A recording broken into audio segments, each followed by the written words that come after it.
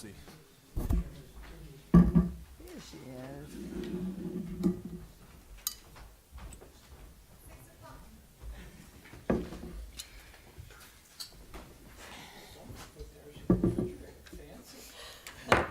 This is the regular meeting of the St. Helena Planning Commission, Tuesday, April 2nd. Call the meeting to order, and I will ask Aaron to lead us in the pledge.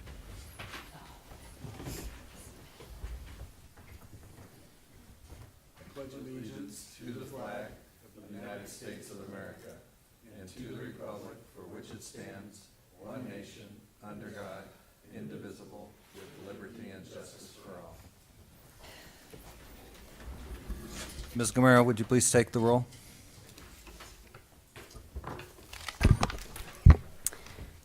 Commissioner Anderson? Turn Commi- on your mic, you go. Present. Commissioner Hale? Here. Commissioner Monette? Here. Vice Chair Pont? Here. Chair Hardy? Here. That brings us to the public forum section of the agenda. This is an opportunity for members of the public to speak on matters that are not on the agenda. Because they're not on the agenda, the commission cannot make any substantive response, but this is a time when you are welcome to speak to any matter of concern to you not on the agenda. Is there anyone who wishes to speak at the public forum? Seeing none, we'll move on to the consent calendar. We have two items on consent. The approval of minutes from March 19th, 2019, and approval of the draft resolution recommending that the City Council adopt the revised ordinance amending St. Helena Municipal Code Section 17.08.060. Any member of the public may pull an item from consent for discussion. Is there anyone in the public who wishes to do so? Any member of the commission may also pull any item from the consent calendar. Is there anyone who wishes to do so? Yes, I'd like to pull 4.2. Very good. So we'll take that up. Well, I don't know if it matters which we do first, but my inclination is to get the consent item out of the way. Is there a motion? Move the remainder of the consent calendar. Second. Would you take the vote, please, Ms. Gamero? Vice Chair Pont? Yes. Commissioner Monette? Yes. Commissioner Anderson? Yes. Commissioner Hale? Yes. Chair Hardy? Yes. Then we'll begin discussing item 4.2. Okay, I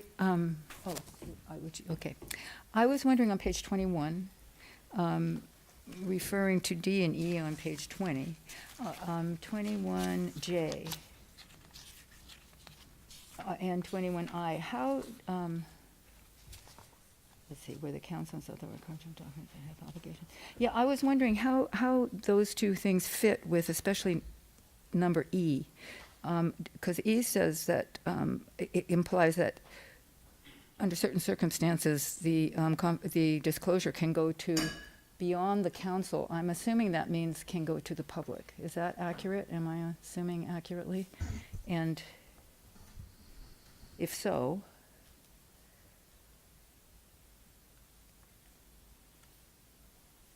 does item J mean that you could also disclose to the public? Does it, in those cases? Because it says that you could, the city council can learn what the subcommittee has learned under certain circumstances.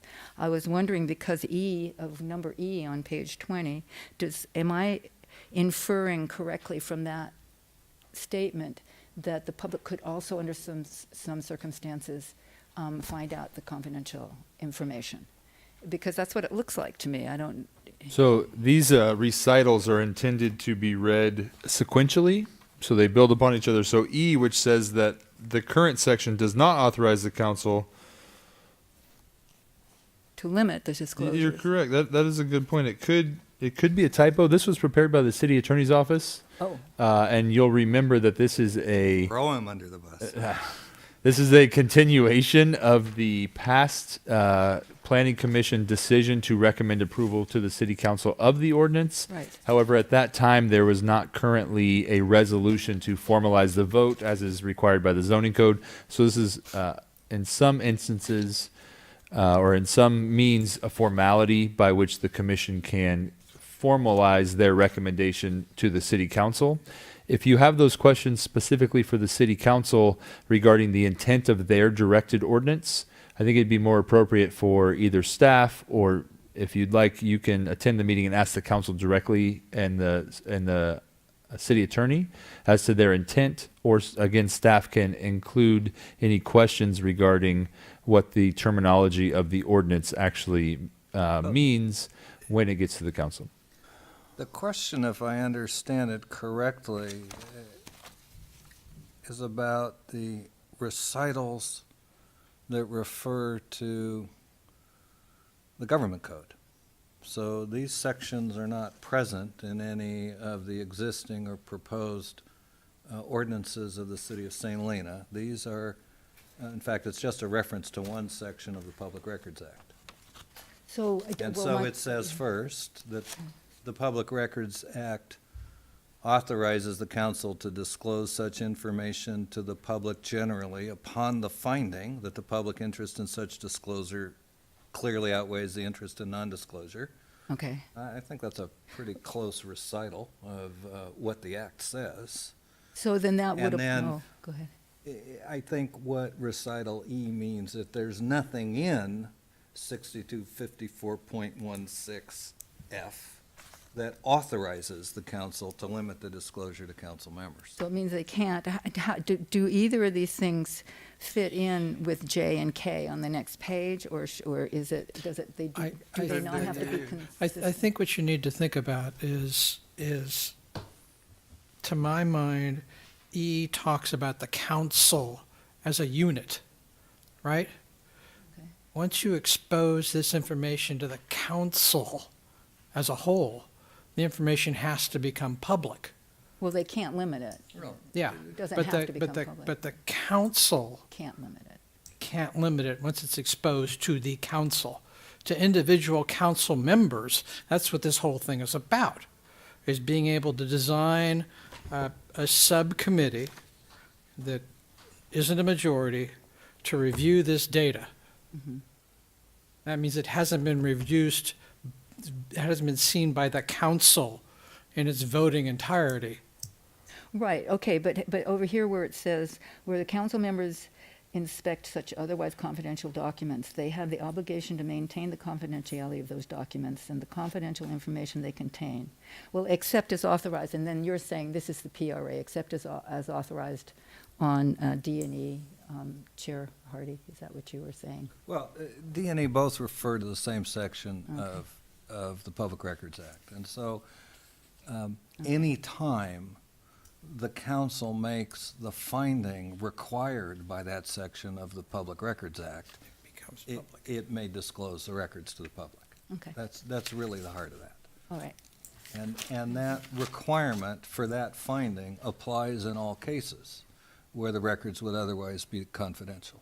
So when I'm looking at Exhibit A then, when I'm looking at 17.08.860 on page 25, then B, they have C, but they didn't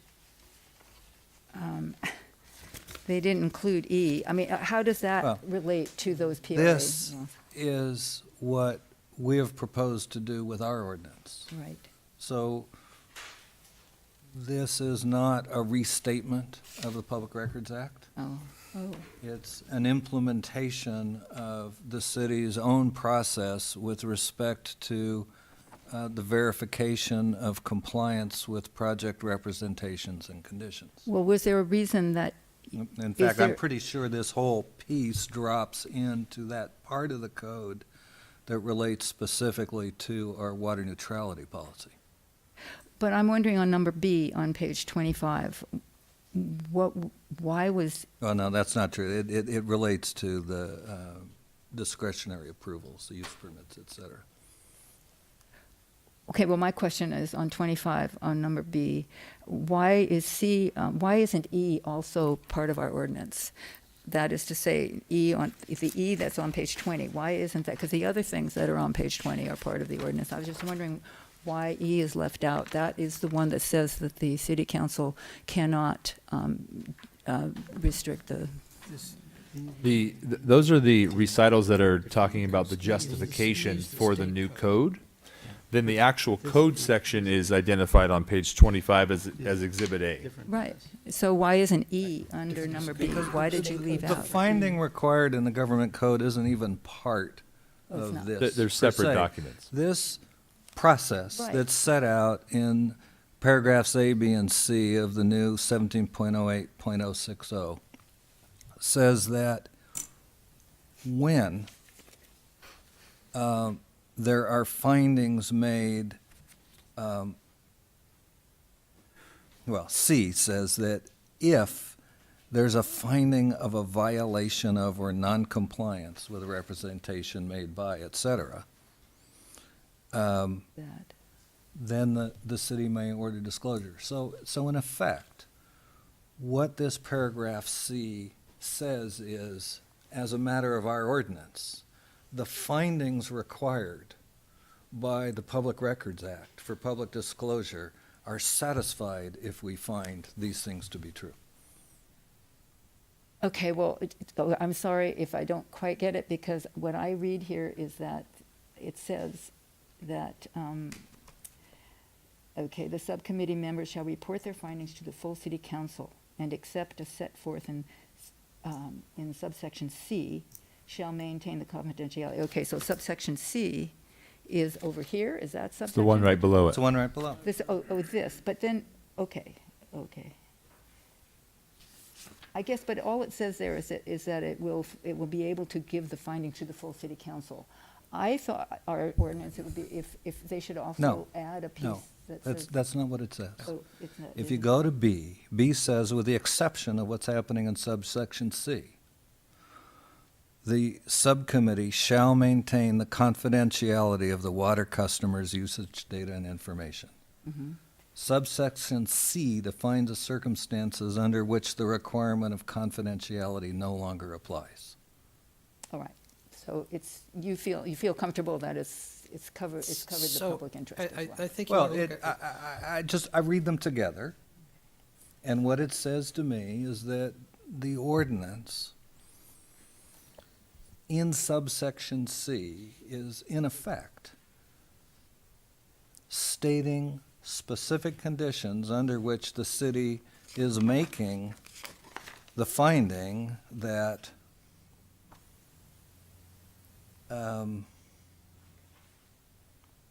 disclosure of such information to the public generally clearly outweighs the interest in non-disclosure. This is a specific Okay. circumstance under which the city, by operation of its ordinance, is making that determination. So I feel- I think that's how Okay. it's set up. Okay, thank you. You're welcome. Clearer. And then I have just one more thing. On page 27 in B, the sentence is just, it doesn't have a verb, I guess. The city council shall have the authority and discretion to take these actions it deems necessary and appropriate to verify, A, to ensure, B, and then just information. Does it to verify information or ensure information? It's not clear to me. Information is just there. When the sentence is constructed with a series of separate sections, each identified as here by letters or numbers in parentheses, then verify applies to each of the phrases as a whole. So it's verify past compliance, To ensure. verify, To ensure? well, this is a bad edit. It should be verify and to ensure. The and should still be in there. And then you assume the verify. And verify information. That's Okay, the way well, it should be read. It's a little. That's probably my bad on the deletion of and. Okay, thanks. You're welcome. Wasn't sure of that. That's it. I'm happy. I'm happy you're happy. I'll be even happier if I Keep hear her a happy. motion. Let her make it. Are you asking for a motion? I am.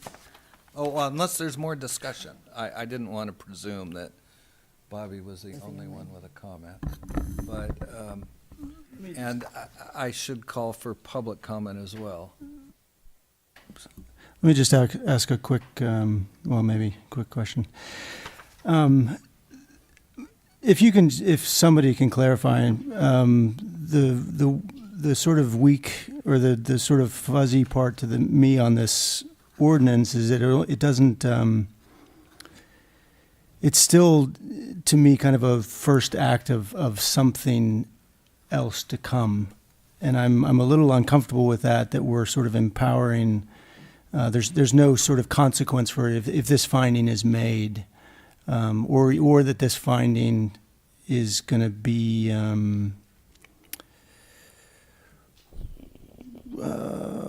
sought in a completely transparent fashion.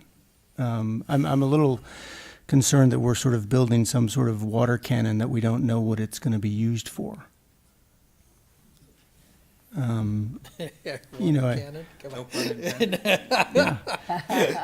you know, and I mean, because I understand that the selling point of this is transparency, which I have a hard time arguing against. That, you know, you should be able to see what people promise versus what they produced. But I'm a little suspect that the genesis of this is as pure as that, and I'm a bit uneasy about it. You know, I think we're setting something up to direct some degree of I don't know if we're talking about, you know, water shaming. Is that what we're, you know, sort of set up to do, or setting up to do? Accountability, with my sense. I would say that the option for disclosing full water use was available to be directed to incorporate into the city's regulations, and that direction was not provided. Right. But this ordinance will modify the current regulations to allow more visibility of water use by the city council. I see this, Dan, as a fix that we probably shouldn't have to make, but we need to because of the way the statute works. The way it is now, if somebody violates their conditions of approval, right, having to do with water use, right? Right. The council can't see it. The council can't see it. They can't look at it. They can't examine it. They can't, Because of the confidentiality. because of the confidentiality clause. This allows a subcommittee of the council to look at it and say, yeah, these folks have violated it, or no, they haven't. And from there, it goes to the council, and the council's able to disclose it and move forward with it. As it is now, there's really not much of a way to get anything like that out in the open and have it acted upon as a violation of their use permit or their conditions of approval, whatever that happens to be. Right. Yeah, to my mind, it incorporates the intention of subsection F in the PRA 625416, and which wasn't there at all before. So I really think it's a good thing, and I mean, anything can be abused, or, you know, but Right. I mean, my concern is unintended consequence, and I'm not.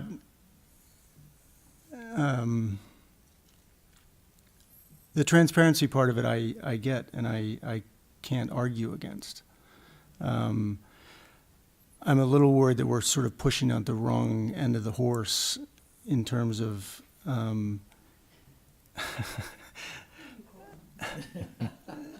Another metaphor I'm going to stay away from. Right. I don't know, I might like that one better. In that, you know, and we're sort of going after, you know, legally operating businesses that are. Well, It doesn't have to be a business. It can be anybody. If you got a permit to, Right, I know For it can your be house. anybody, but I don't think anybody is the genesis of this, I would agree. is it? I'll offer you my own perspective. The council made a decision as to what the council thinks is most appropriate for addressing certain concerns about possible excessive use of water in violation of obligations of one sort or another to the city.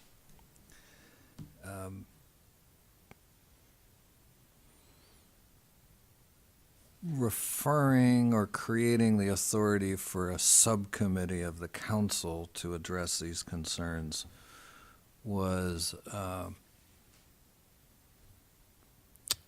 consequence of the insufficient number of votes on the council in favor of making all water user records public, which other communities have done. You know, making the finding on a global basis, the finding that's required in the Public Records Act that we were discussing in response to Bobby's questions. So the staff drafted an amendment to the ordinance that relates to implementation of a policy decision that the council has made, and because it's an amendment to the zoning ordinance, it requires a public hearing and recommendations from the Planning Commission. So I think it's useful to observe that we have not been asked to advise the council on the policy that this ordinance implements. I have my own concerns about it. I have articulated some of those directly to the council in public. But I see our task as a commission in reviewing the text amendment that was presented to think about what it means when, in terms of what we do as a commission, when we're processing applications. What does it mean if a question comes up here with respect to the verification of representations made by an applicant? What do we think? How do we look at representations made? What kind of how does the process affect the process in which we're engaged and involved on an ongoing basis as part of our responsibilities as a planning commission? We want the ordinance to work as well as it can work in that setting. And so, my edits were intended to clarify it and make it more readily administrable. And I'm not sure that we can or should attempt to do more than that, to be honest. And then, as for unintended consequences, they are inevitable. They come with pretty much everything we do. And I think it is important to articulate concerns, even when we are committed to taking an action. It's always useful to put the concerns out, to hear them from one another, so that we're better informed if and when unintended consequences appear. We're a little bit more ready to address them.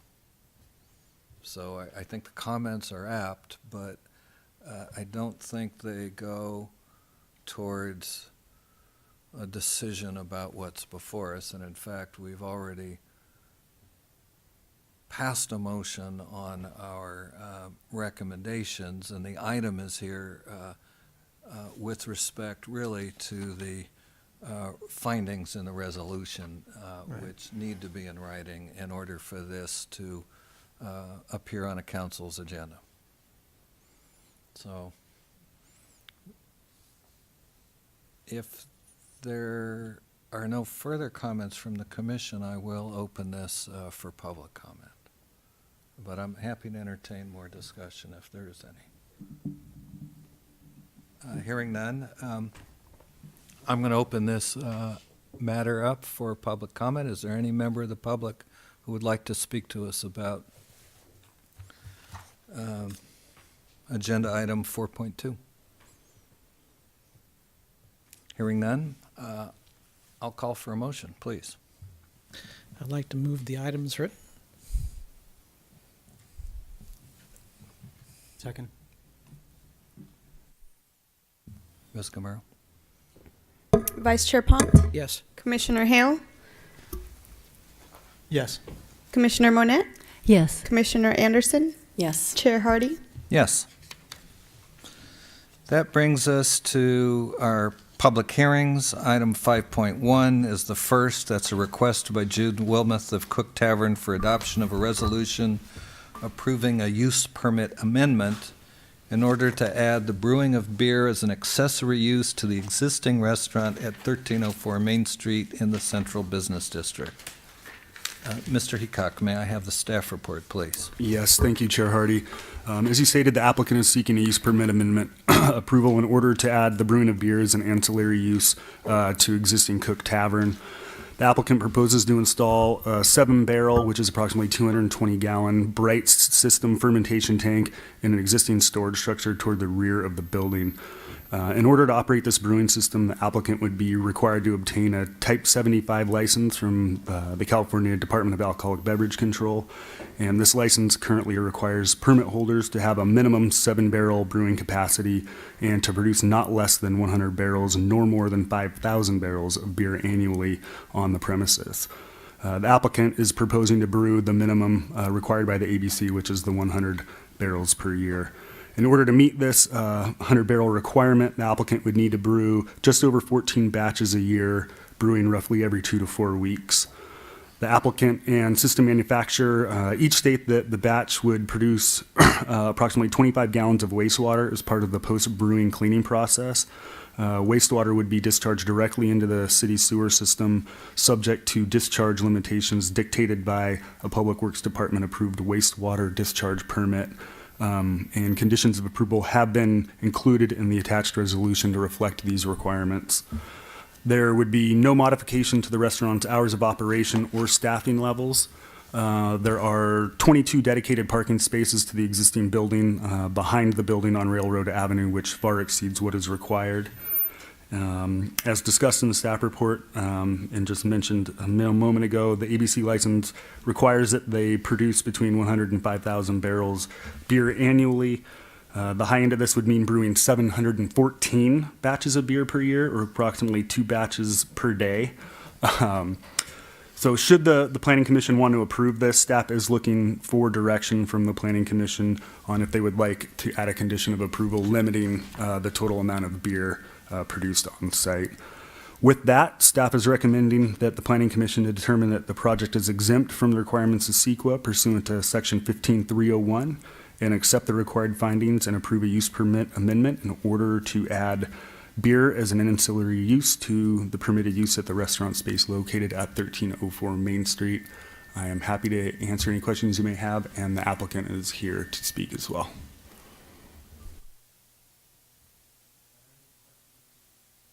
Are there any questions for staff at this time?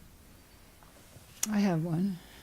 Please. It may be answered in the Type 71 license, or maybe I missed it, but is this for only, say, on-premise sale? I mean, is there any off, it's just for serving in the restaurant, or is this for off, for sales to be taken? I believe the license currently is there's no off-site, correct? Okay, Yeah. all right, thank you. Would the applicant or the applicant's representative like to speak, please? Excuse me. This is not my forum. I'm more comfortable behind the stove, but our goal, excuse me, my allergies are kicking in. Our goal is to just meet the minimum, which would be 100 barrels a year, 3,100 gallons a year.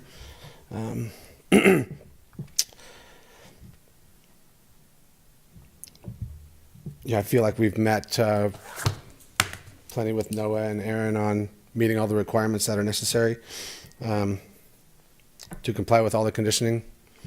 Our next move would be to get the approval from the ABC.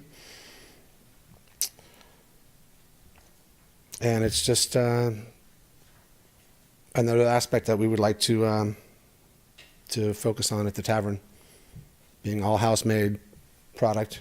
Be wonderful to do some house-made beers as well, and continue to serve the locals and keep employing more locals that will generate more business and tax dollars for the city.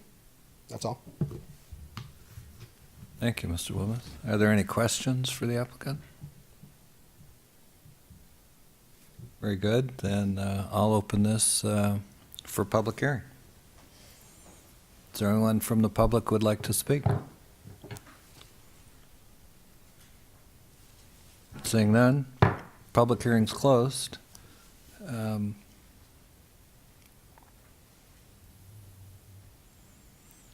Well, I think I may have forgotten that I have some questions for the applicant. Would you mind coming back, please, Mr. Wilmoth? I'm getting more absent-minded all the time. It's a problem. So, do you know how many customers you serve in the restaurant over the course of a year? I'm Quite a looking few. for something to relate the volume of beer to. It essentially would be 9 gallons a day. Well, I know how much beer that is. I don't know how many customers you have to drink it. I would say plenty. Also, incorporating it into the menu. Yeah, okay. It looks to me like about 25,000 pints. Pretty sure. 3,100 gallons is going to give me 25,000 pints. So, thank you. That answers that question. I was just thinking about, well, just what it means to set a limit on production and what would be rational. Well, I have another question. I'm going to be Columbo tonight, it seems. Well, apologies in advance. So, do you have a sense of the length of the brewing cycle? You bring the wort in, how long does it take until the product's finished? My understanding, and I will have somebody taking care of that for me, would be about a week. Okay. So the most you could run through it would be 52 batches a year, which is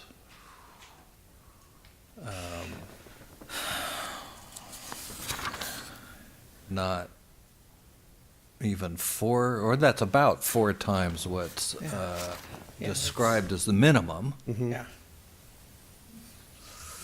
So that's the practical maximum. My own inclination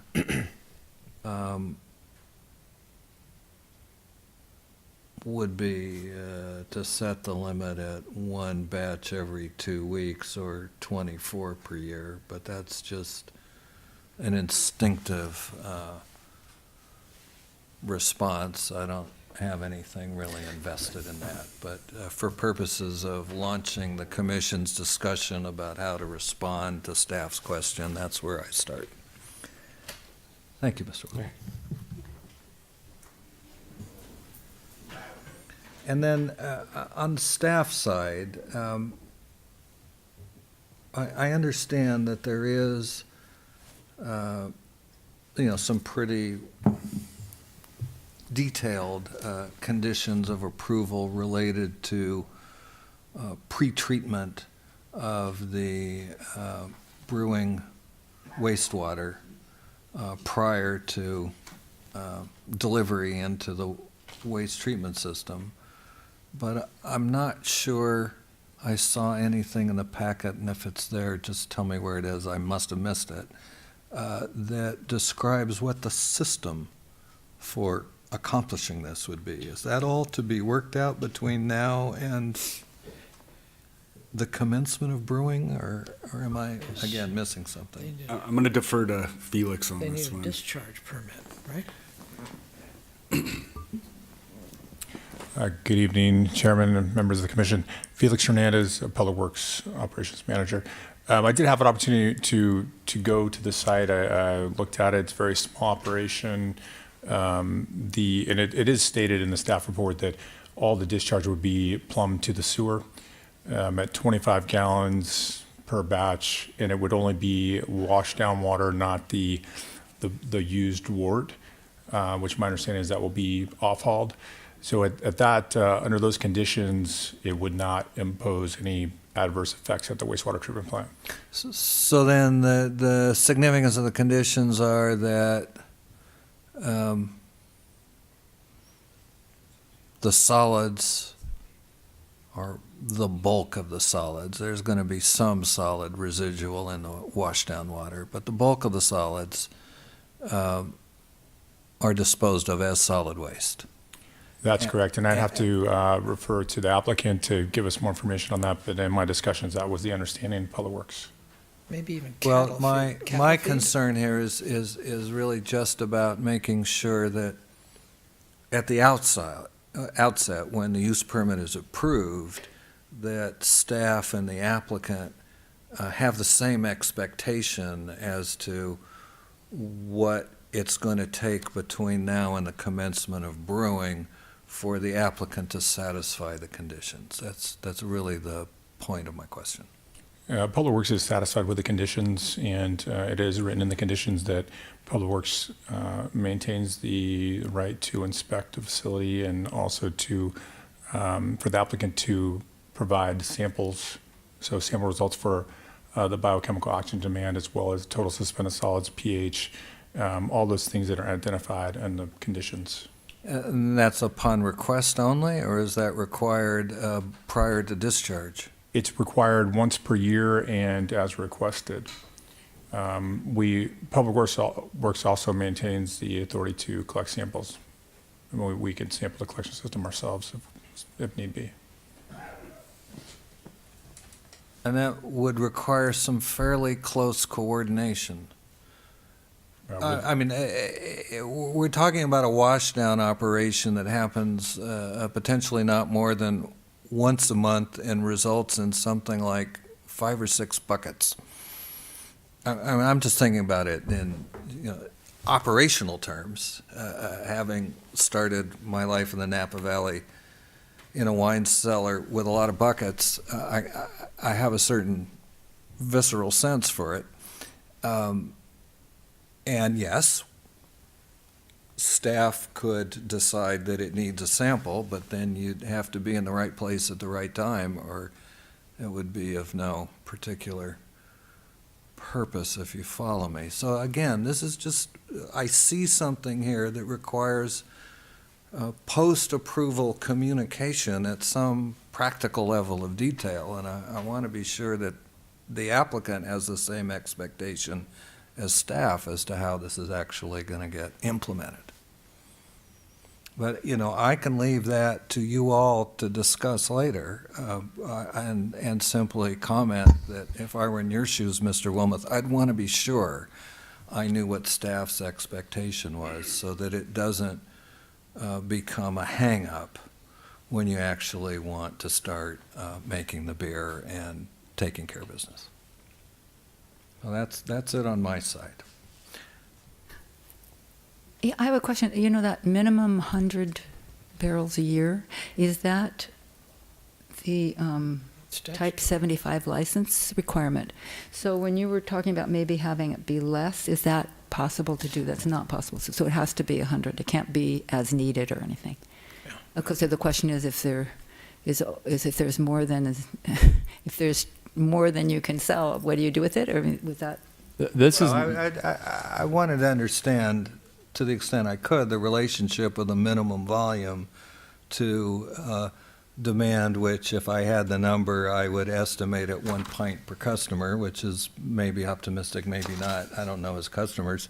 But that was because I wanted to think not about reducing the production, but rather about how much above that would be a reasonable place to set a limit, because I do think some limit is in order.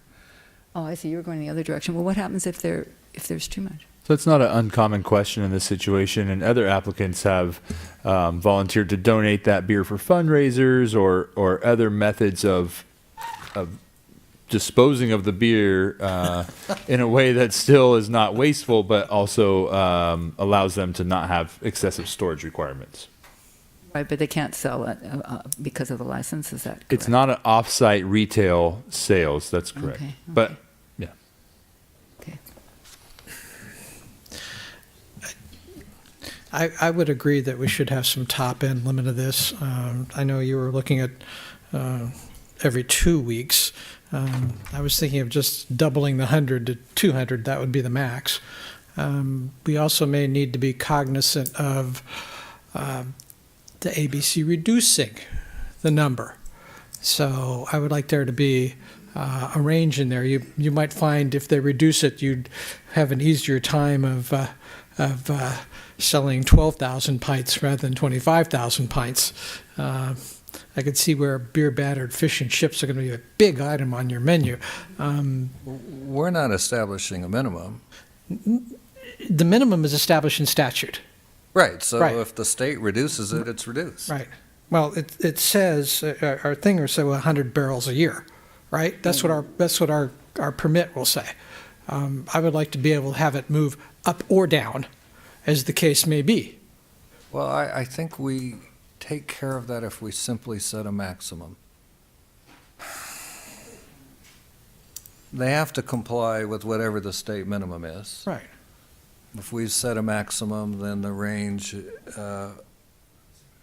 varies automatically with any change in the state requirements, and the only headache would be if the state minimum exceeds our maximum, in which Yes. case they'd have to come back to us. Yes.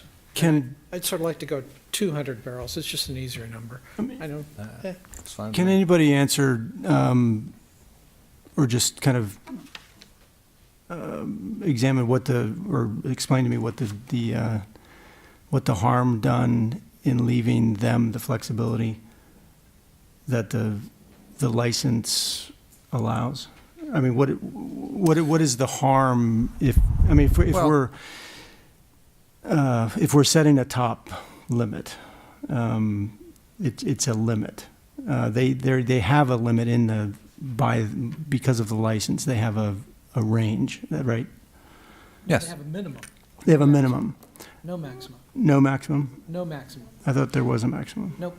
Yeah, no, there's a maximum there's a in the maximum. license requirement. Yeah. It's 1,000 barrels? 5,000 barrels. 5,000 I'm- barrels. 1,000 barrels. Right, which I'm not suggesting that they do, but I'm Well, I'm wondering what the harm is of letting, enabling our businesses to be more agile, the most agile that they can be. it's a very limited facility. We have a proposal for installation of a fermentation system in a very small shed at the rear of the property. There's no space for anything really beyond that tank in the shed, so far as I can tell from the drawings. It is my understanding from Mr. Wilmoth that, and this makes sense based on my, limited knowledge of brewing generally, that they would expect to be able to produce about one batch a week, more or less. So there's, just from a facility perspective, what we're approving sets a limit. They couldn't, within that facility, produce anything significantly more than 52 batches a year. At 7 gallons a batch, or 7 barrels a batch, which is 350 50 barrels more or less, okay? So what the downside of saying nothing is that circumstances occur in which there's an economic incentive to expand production beyond the practical limits of the facility, and that generally doesn't go very well for one reason or another.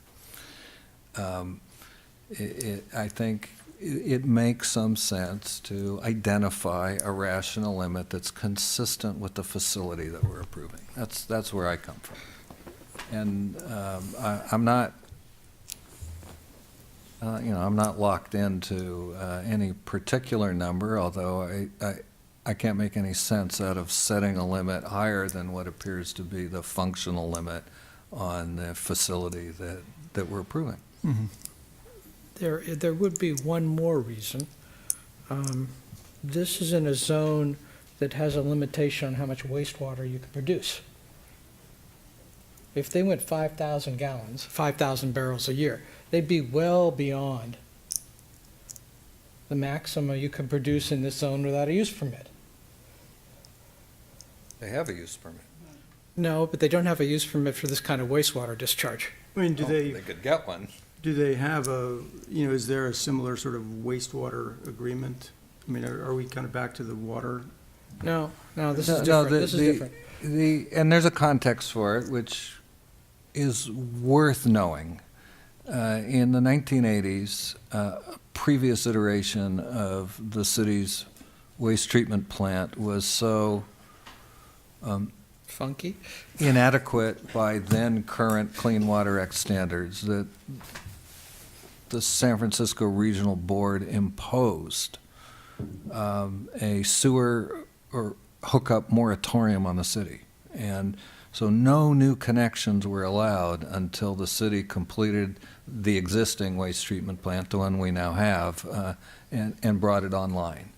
And after that happened, the city council, concerned about conserving that waste treatment capacity for future growth of the city, created in the central business district a limit of permitted use of, unless I'm mistaken, 600 gallons per day per parcel as defined in that section of the code, and by use permit up to 2,500 gallons, if memory serves me correct, but that's all just from having listened to that so many times. So that was a policy adopted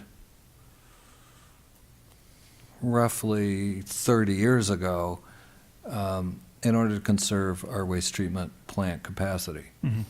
Today, we are once again under orders from the regional board because at a whole new level of implementation of the Clean Water Act, the waste treatment plant that made them happy 30-some years ago is now inadequate in terms of satisfying waste discharge requirements and other standards of the regional board. So once again, we're in the process of designing and will be constructing, if not an entirely new waste treatment system, then some, I think, fairly extensive improvements to the one we have. I think the contract for design is on the council agenda coming up, or was that just approved? Coming up, yeah. So we're in a moment kind of like something like the one the city was at in the mid-1980s. So being prudent about how we, or just aware of the kind of waste generation or wastewater generation that comes with projects like this one, I think it's prudent. No, I appreciate that. Do we have, do we have sort of two sets of numbers, outcomes that we can kind of compare to see, do they have an ideal top limit, and, do we have some consensus that, maybe we're on the same page and then we could go forward with that? I'm happy to ask the applicant for his comments on a maximum. Mr. Wilmoth, would you like to come to the microphone to respond, please? Our intent is just to do the minimum $100 or 100 barrel. So you wouldn't mind if we set a limit higher than that? I wouldn't mind. Yeah. And you wouldn't be concerned if it were 150 versus 200 or 200 versus 250? You know, based on our size, that's 9 gallons a day. That's, That's looking I'm good happy to you. with that. Okay, well, I mean, that.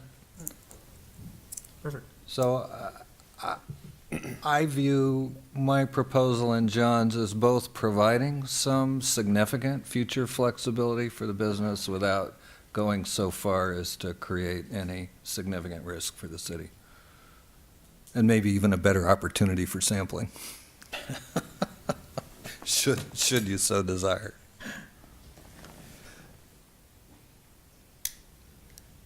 I have one other comment about the conditions of approval. I raised this in a conversation with Noah earlier. Somewhere, I'd have to go back. I think there is a condition about work outside. Can you help me find that Sure, one? Noah? it's condition of approval 14. 14. It says all brewing equipment, activities, and storage are required to occur complete within existing buildings on the project site. We can eliminate the word activities. Yeah, I just don't think it's practical to conduct all of the activities inside the brewing shed. Yeah. When those doors are open, you're going to need to do what you need to do, and some of it's going to happen outside. I think So that's if we appropriate. delete activities so that equipment and storage all happen somewhere inside your buildings, then my concern about setting you up for violating the conditions is addressed. So that's the end of my long list. Just one more comment. I'm hopeful you will consider, you don't have to, but I'm hopeful you will consider disposal of the wort as, the used wort, as cattle feed. That's actually gotten to be a big deal now rather than throwing it away. So I think that would be helpful to all concerned, and you might even be able to name a batch of your beer for them. Wort-fed beef. Call it clo. Any further discussion or comments from the commission?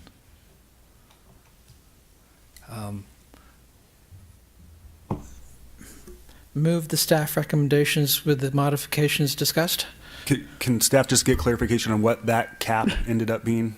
200 200. 200 barrels. 200 barrels. 175, no. And remove activities and in condition number 14. Where'd you even find condition number 14? Second.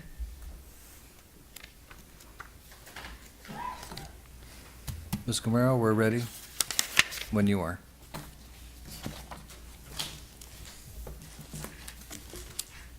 To clarify for the record, was that Vice Chair Pont who made the motion? Yes. Vice Chair Pont, Yes. Commissioner Monette, Yes. Commissioner Anderson, Yes. Commissioner Hale, Yes. and Chair Hardy. Yes.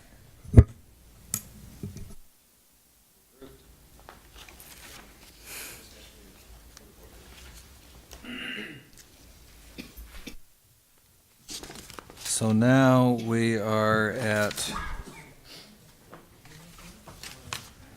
I'm not on the right part of the binder yet. Okay, getting there. 5.2, which is the Snowden Vineyard LLC use permit. Thank you, Chair Hardy. Staff would like to introduce consultant planner Christopher Gustin. He has been helping out with helping us catch up on some of our backlog very graciously.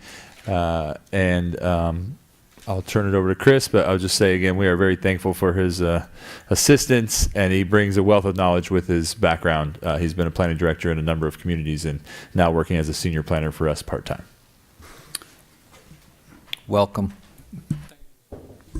Thank you, Mr. Chairman. This is a request for approval of a use permit to operate a wine business with limited tasting in 290 square feet on the second floor of the existing Vasconi building. No additional floor area is proposed and no exterior modifications to the building are proposed. The applicant has stated that the occasional tastings don't have a limit on the number of events per year or the number of people coming to the tasting, simply because with 290 square feet, the thought was that the size is going to be self-limiting. We've discussed it with the applicant, and he is here tonight, as far as I know, and he can address that issue himself. With that, we've offered some findings and conditions for approval, and with that, it's back to you, Mr. Chairman.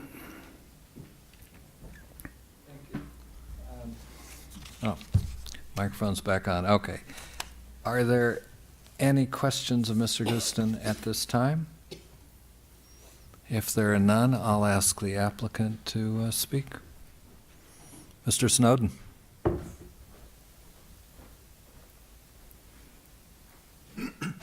Good evening.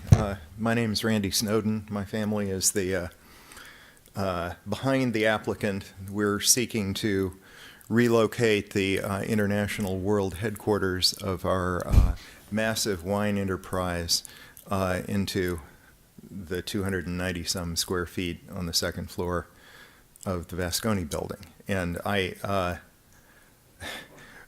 rather than reiterate what we've submitted in writing, I'm happy to talk about anything you'd like at any duration that it would be helpful to you, but perhaps I should answer questions instead.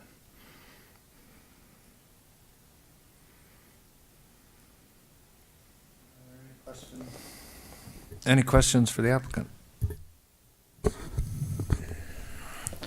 My only concern on this, really, was how many you're going to have. I know you've only got 290 square feet, but that hardly keeps them from filling the hallway, the stairwell. Yeah, the difficulty is this really is primarily an office. We have a nice office in the Sherry House on Railroad Avenue, but we're not able to, if someone who knows about us has ordered wine, wants to come and buy some at the place, or we can't, it's not an allowed use there, which is why we're seeking a small office where this can also occur. To answer your question, I would say that for the foreseeable future, the average number of visitors on a given day is going to be 0, or at least the most common number of visitors on a given day is going to be 0. I think that the usual visit would be once, or perhaps on a really great day, a couple of couples who are traveling in the valley and are on our mailing list might stop in. There might be a couple of times a year when a group of 8 would call and say, we know about you, can we come and see you? And we'd like to be able to say yes, as opposed to, no, we can't talk to you, click.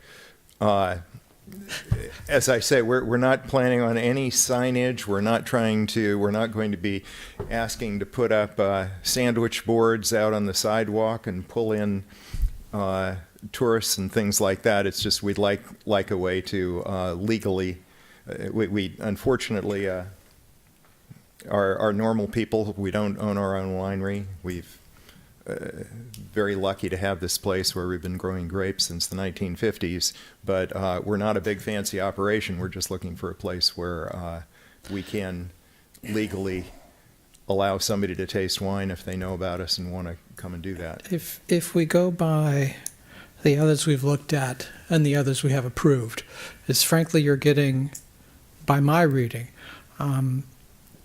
you're getting essentially 2 use permits. A use permit for tasting for those in the business is a use permit, and there's a separate requirement if you were just going to do tastings for those not in the business, regular customers.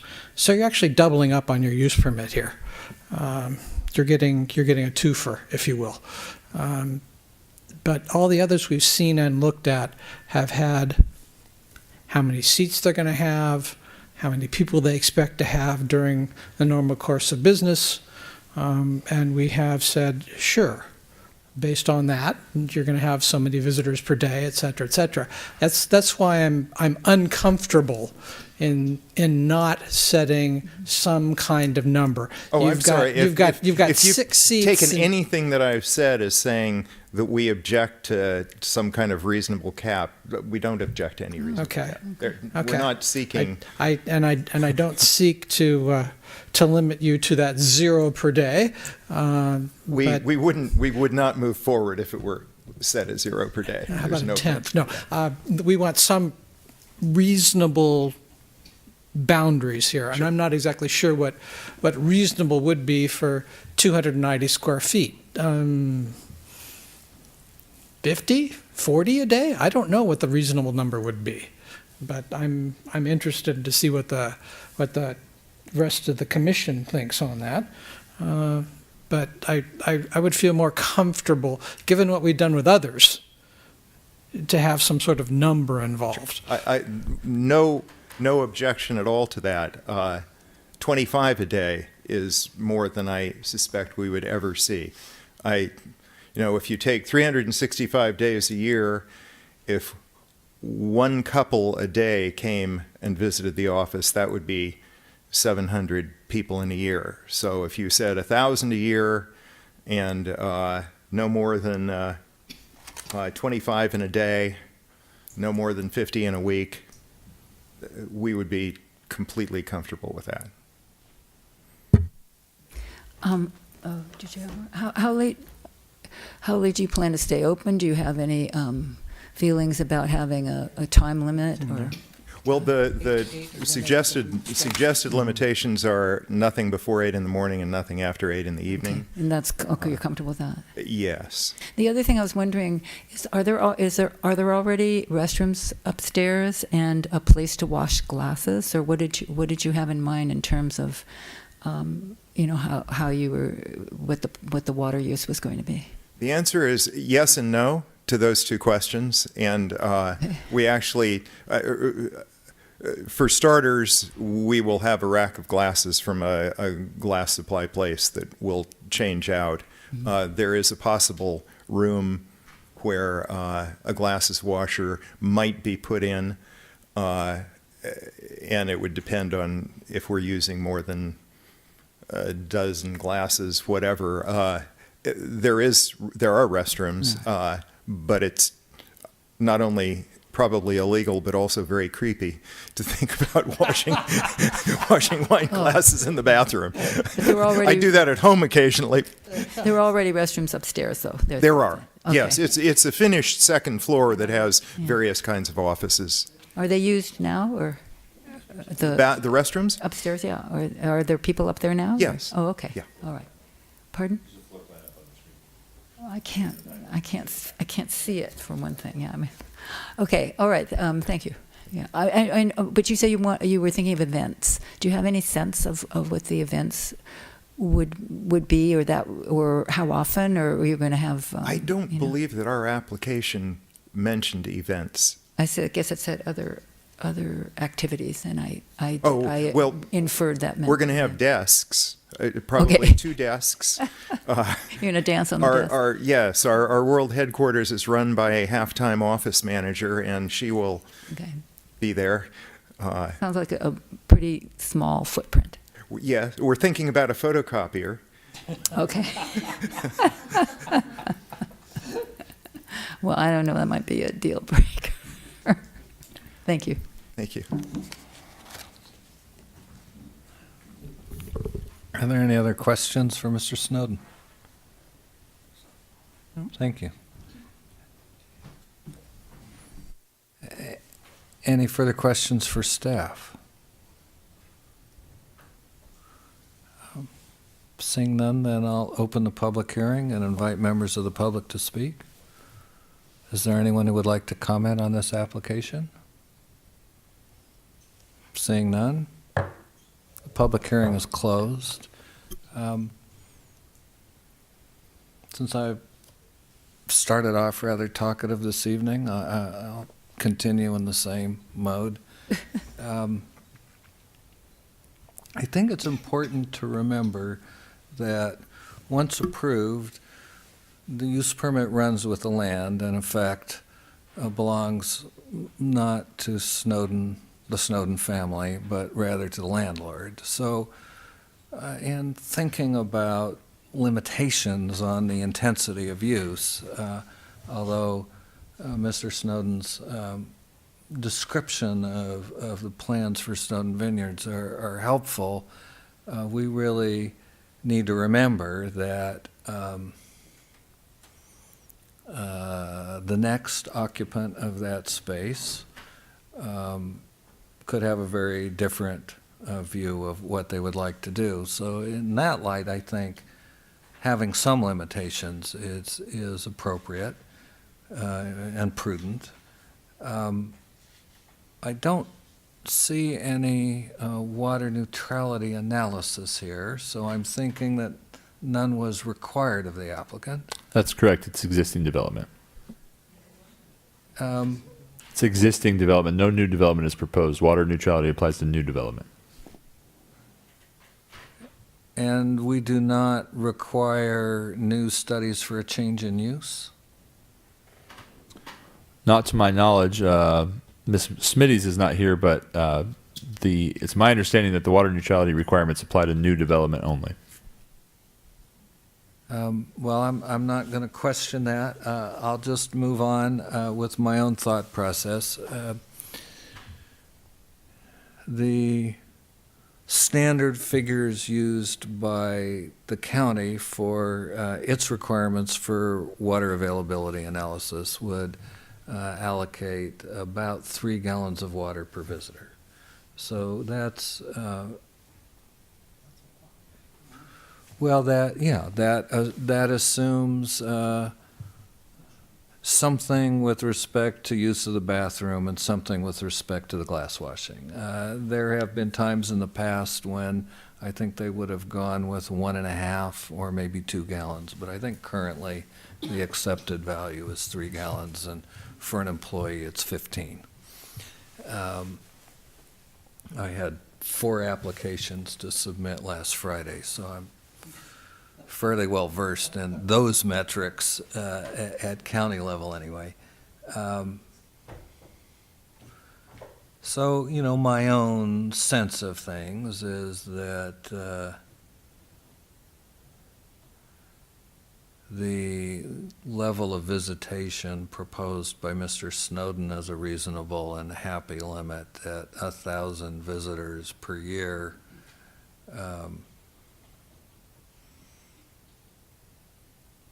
yeah, that's an additional, well, it's something less than 10 gallons a day. That seems de minimis to me and of no concern, but I think it's important for us to, you know, think of things like this when deciding what kind of limits to propose, and I'm certainly happy with the suggestions from the applicant, and that's really my only comment. Who would like to go next? I have a question about the landlord owning the permit. Yes. Would that just be for that specific office, or would it apply to the 3 It's other for spaces? all use permits for any property. It's the property owner who owns it runs with the land. It becomes an asset that's part of the property. It is generally tied to that individual suite. Right. However, if a building permit came in to maybe combine 2 suites but not intensify the use, staff would not see that as an issue with the use permit. So the owner knows about this? Absolutely. They have to sign the application. I see. So you're representing the owner, I see. The owner is not here? No, that's not quite correct. It's very common for property owners to allow or even require their individual tenants to procure use permits to benefit and support their use that the tenants are proposing, and often the tenants fully fund those applications, although the vested right lies with the property. No, it's a classic example of exploitation by the capitalists of the working class. The applicant goes to all the time, trouble, and expense, and the landlord ends up holding the asset. Well, why am I not surprised? Well, would approving this affect the other two wineries that are occupying the other spaces? They have a neighbor. We hope they like them. My sense is we didn't make a remark about the cumulative effects, to speak to that, of this use permit, because my sense is that most people in this town don't care if every single business in town serves wine. I mean, that's my impression. And so I didn't even bring it up because I didn't figure that anyone would object to a proliferation of, yet another, tasting room. But I don't know how to look at it in terms of cumulative effects. It doesn't seem to be something that the rest of the people on this commission have been concerned about in the past, but maybe, thank you for bringing that up, maybe it is an issue for someone besides me. I mean, I would think about it and not necessarily make a move with this application, but maybe think about, is there even any inclination to contemplate a possible cap on the number of alcohol serving businesses in this town, or not? Could be not, but I don't know. That Remember comes to the my mind. WTCU? No. Any rate, I recognize that tasting rooms in general are not an economic boon to the city. Because frankly, most of those sales are not recorded in the city. Taxitis is where the wine's received. But this is the smallest of the small. It's in a very tiny space. We're going to set a limit on how many people can visit there. It's their office as well. They'll also be providing tastings for those in the business, which we allow by permit. So I've got no remaining problems with this application once we set a limit.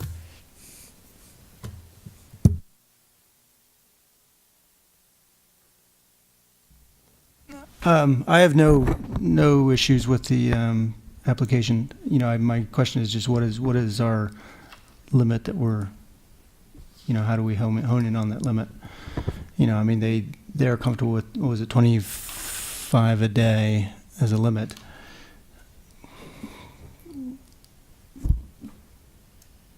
Which doesn't seem unreasonable to me. It's more like 25 a day. The applicant's proposal was a maximum of 25 per day, 50 in a week, and 1,000 per year. I find all of those numbers reasonable. I think they may in fact be difficult to achieve. I think part of what will naturally limit the intensity of use, regardless of our conditions, is the location on the second story.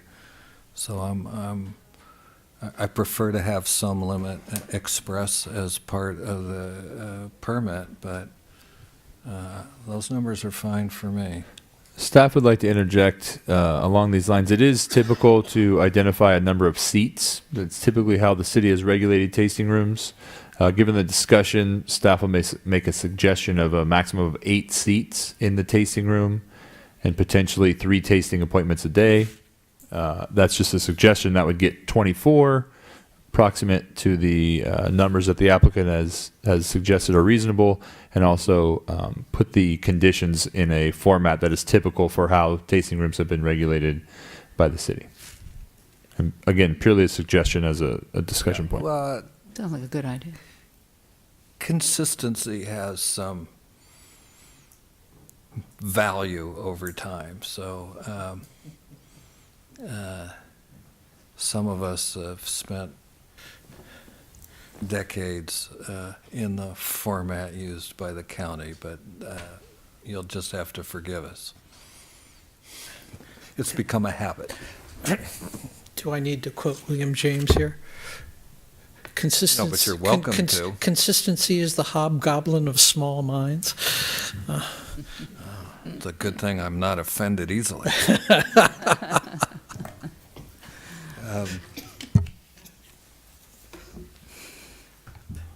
Oh, and there is one other comment I'll make. This is a sort of generic comment. I continue to be troubled by the city's grape source or appellation requirement. My own view is that that is of dubious constitutionality under the Dormant Commerce Clause. And I dislike it so much that I feel compelled to mention it. I'm thinking too, in response to Commissioner Ponce's comment about how much profit we get from the tasting rooms, I don't disagree with that, but I'm thinking, if 25 people came in a week or whatever the thing is, they might stay and go to some restaurants and, do some other things in town. The problem with tasting rooms, particularly tasting rooms for, if I can say this, smaller, more boutique sorts of wineries, is a lot of times the wine is not delivered in the room. It's sent to them, it's delivered to their home, and when you take delivery at your house or some other place outside of the city limits of St. Helena, that's where the tax situs is. So we generally speaking do not do well off of tasting rooms simply because of that. Right. I'm wondering, so there'd be off sales, is that a different use permit too, or is that's? The tasting room incorporates that as part of the definition. Gotcha, I was just wondering if it was a triple. So I would like to move the application with the addition of the seat numbers as staff recommended. 8 seats, 3 tastings a day, 8 to 8 being the hours of operation. Yes. I second. Any further discussion? Ms. Gamero? Vice Chair Pont, Yes. Commissioner Anderson, Yes. Commissioner Monette, Yes. Commissioner Hale, Yes. and Chair Hardy. Yes. Thank you. I'm going to propose that we take a 5-minute break. Very good. Back in 5.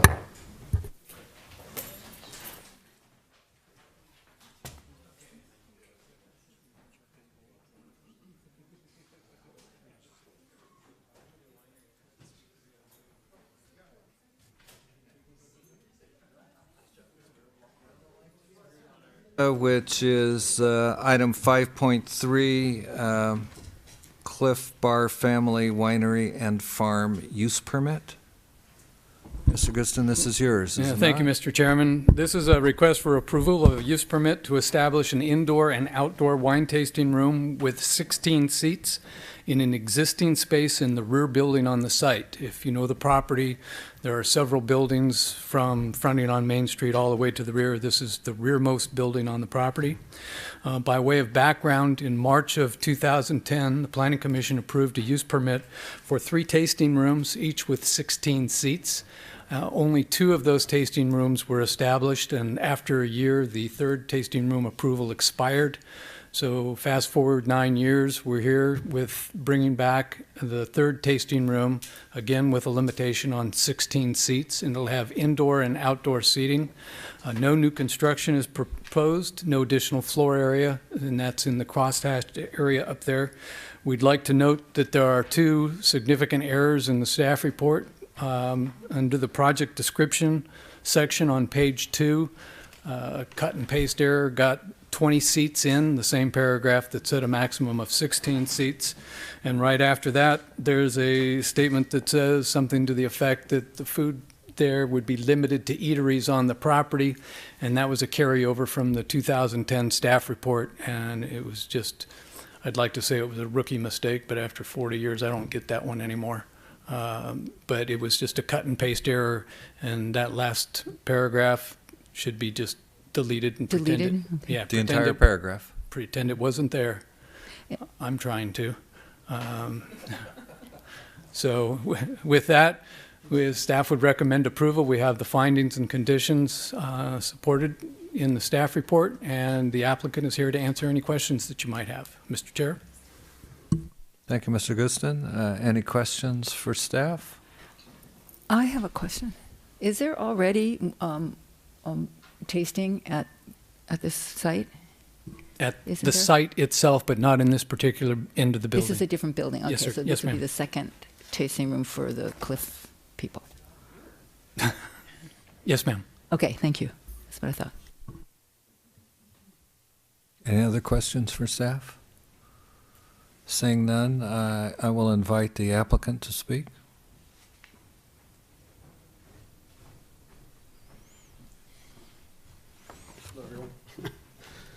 My name's Scott Gay. I manage the property.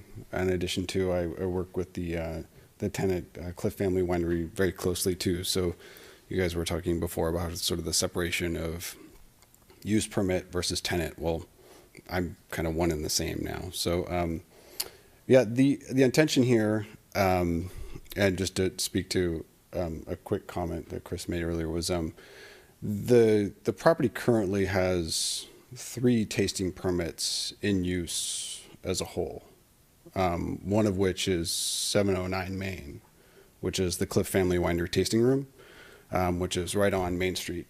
There are 2 other existing wine tasting room use permits on the property. Those are units B and C on the map you see behind you. We're not asking for an additional 3rd tasting room use permit. That's not what this is. The approvals that B and C got for the existing wine tasting use permits were part of an original application that asked for 3 use permits. They needed to be vested in a certain amount of time, of which that did not happen for one of the units. So only 2 of the 3 that were requested actually became in effect. So that's where we're left with the remainder today of just the 3 that are at the property.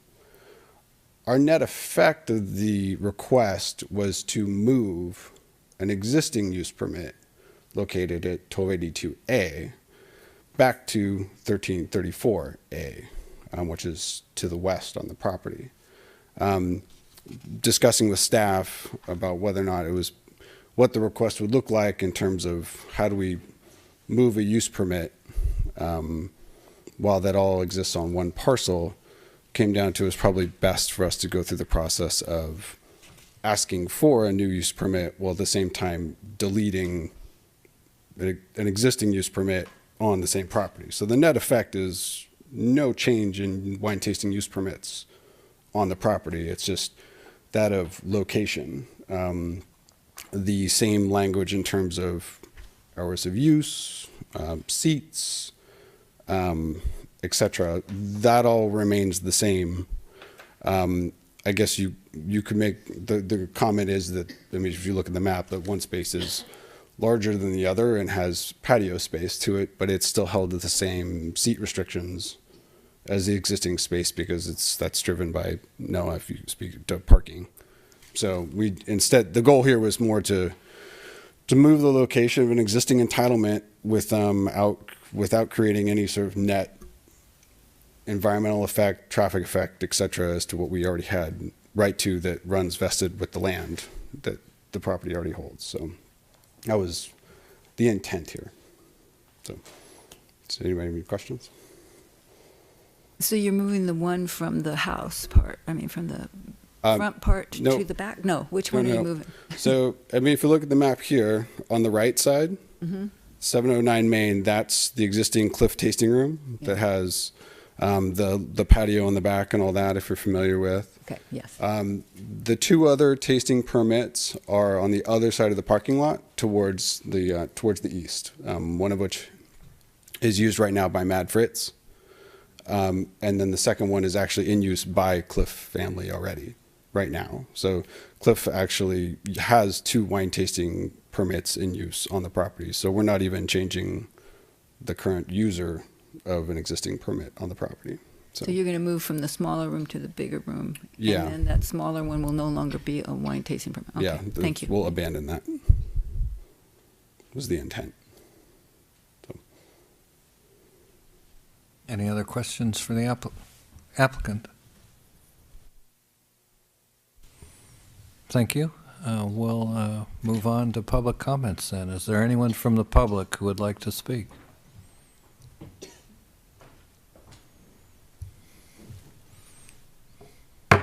Public hearing's closed. Back to the commission. I make a motion.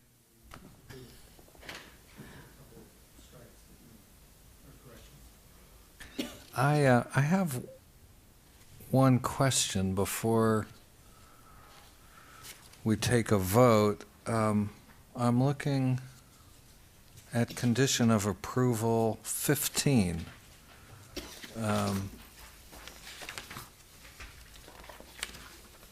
Just regarding retrofits. I'm going to guess that because there's a blank space in that condition? Well, what was it Oh, they yeah. say? Nature abhors a vacuum? Blanks make me nervous. Yes. Please explain. I didn't have an answer to the question, and this was a last-second push to get it out the door. And it will be something that gets picked up as a part of the building permit process. Mr. Hausch may have a better answer than that, but As a part of the last discussion, I pulled up just to familiarize myself again with the water use efficiency requirements. That again only applies to new development, and specifically Chapter 13.12 is titled Water Use Efficiency and New Development.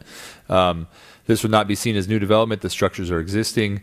Water use requirements would not be, water efficiency or water neutrality requirements would not be applied, and that is boilerplate language that should be struck from the resolution. Yeah, or put 0, yeah. Well, I'd be in favor of striking it if it serves no purpose. Would you care to amend your motion? Ah, Dan, excuse me. Yes. Motion so amended to approve striking 15 and correcting the 20, or striking the 20 where it should have been 16. Second. Any further discussion? Ms. Gamero? Commissioner Hale, Yes. Commissioner Monette, Yes. Vice Chair Pont, Yes. Commissioner Anderson, Yes. Chair Hardy. Yes. Another record. Thank you. That brings us to the last item on our list of public hearings. This is item 5.4, a request for design review approval to allow the construction of two-story office buildings and related site improvements on a 39,100 square foot parcel in the Service Commercial Zoning District. This is at 1030 Fulton Lane. May I have the staff report, please? Thank you, Chair Hardy, members of the commission and the public. I'll just wait for my PowerPoint to get started here. 1030, or as you identified, the request is for design review approval to allow the construction of two-story office buildings, one approximately 7,600 square feet and the other approximately 3,400 square feet. 35 space parking lot and associated supporting infrastructure on a 0.9 acre parcel in the Service Commercial Zoning District. Just to provide everyone with some context, 1030 Fulton Lane is a somewhat trapezoidal shaped parcel with frontage onto Fulton Lane. I apologize, it's called Fulton Street in the staff report. That's a typo. Highlighted here with the red star just so you can have some context. It is, again, fronting onto Fulton Lane with the western property line bounded by the Wine Train Railroad tracks. It is the last parcel in the city's urban limit line in that location. The parcels, as you move further east, are developed with agricultural uses and residential estates. The parcel here is identified as the yellow boundary. As mentioned, this site is zoned service commercial in the urban limit line. The other parcels further east are zoned A20 agriculture, with the parcels to the west also being zoned and developed with commercial properties. As most folks here will probably know, this site used to be the home of, I believe, the Greyhound Bus Depot, and that structure was demolished, and there was some remediation work that was conducted to address some minor contamination previously. The project proposes design review to construct 2 separate office buildings in the parking lot as described. The combined lot coverage would be approximately 5,500 square feet, or 14% of the total square footage of the parcel. The total floor area of both structures is about 10,500 square feet, resulting in a floor area ratio of 28%. The general plan actually sets the floor area ratio for the service commercial zoning district, and it's allowed at 0.5, so it's about half of the allowable floor area ratio as proposed. This is a civil plan, so it's a little bit kind of busy. It has a lot of the stormwater infrastructure identified on it. It also shows the turning radius for the fire department equipment to be able to enter and exit the site. The wine train tracks are the dash lines to the bottom of the site. Proposed parking lot is here, 35 space parking. The zoning code requires 20% of the parking area to be landscaped. The setbacks are proposed as, I'm going to switch to now a architectural site plan that's a little bit easier to read. Proposed at 35 feet in the front, 42 feet in the rear, 10 feet from the railroad tracks, wine train right-of-way side to the covered porch, and 50 feet from the eastern property line is proposed. This site plan is slightly different. It's I used an older one for the architectural. I didn't have a digital more recent, but generally this is there. It also identifies that the poplar hedge, essentially, that's about 40 feet tall and provides a boundary between the eastern parcel and this is proposed to remain. The applicant is proposing 6 new London plane trees along the frontage of the site, and those do reach a height of about 80 feet. And then a number of other trees sprinkled through the site, and then to the rear, the 2 oak trees are identified as just open circles, and those are proposed to be preserved on the parcel. Staff finds that the parking lot and the overall site development is consistent with the zoning standards identified for the service commercial district. One, I wouldn't say exception, but kind of a issue to point out would be that the section 17.52.090E2C discusses that the tree plantings for parking lots should generally be in a grid pattern. The goal is to provide overall shade for the site. Staff looked at the applicant's proposal of the London plane trees, which again reach approximately 80 feet tall along the southern border of the parcel. The 40-foot poplar trees along the eastern border of the parcel, and the significant landscaping and other trees sprinkled through the site as meeting the intent of that, given the direction of the sun and the orientation of the lot to the direction of the sun. It will provide significant shade once those trees are mature.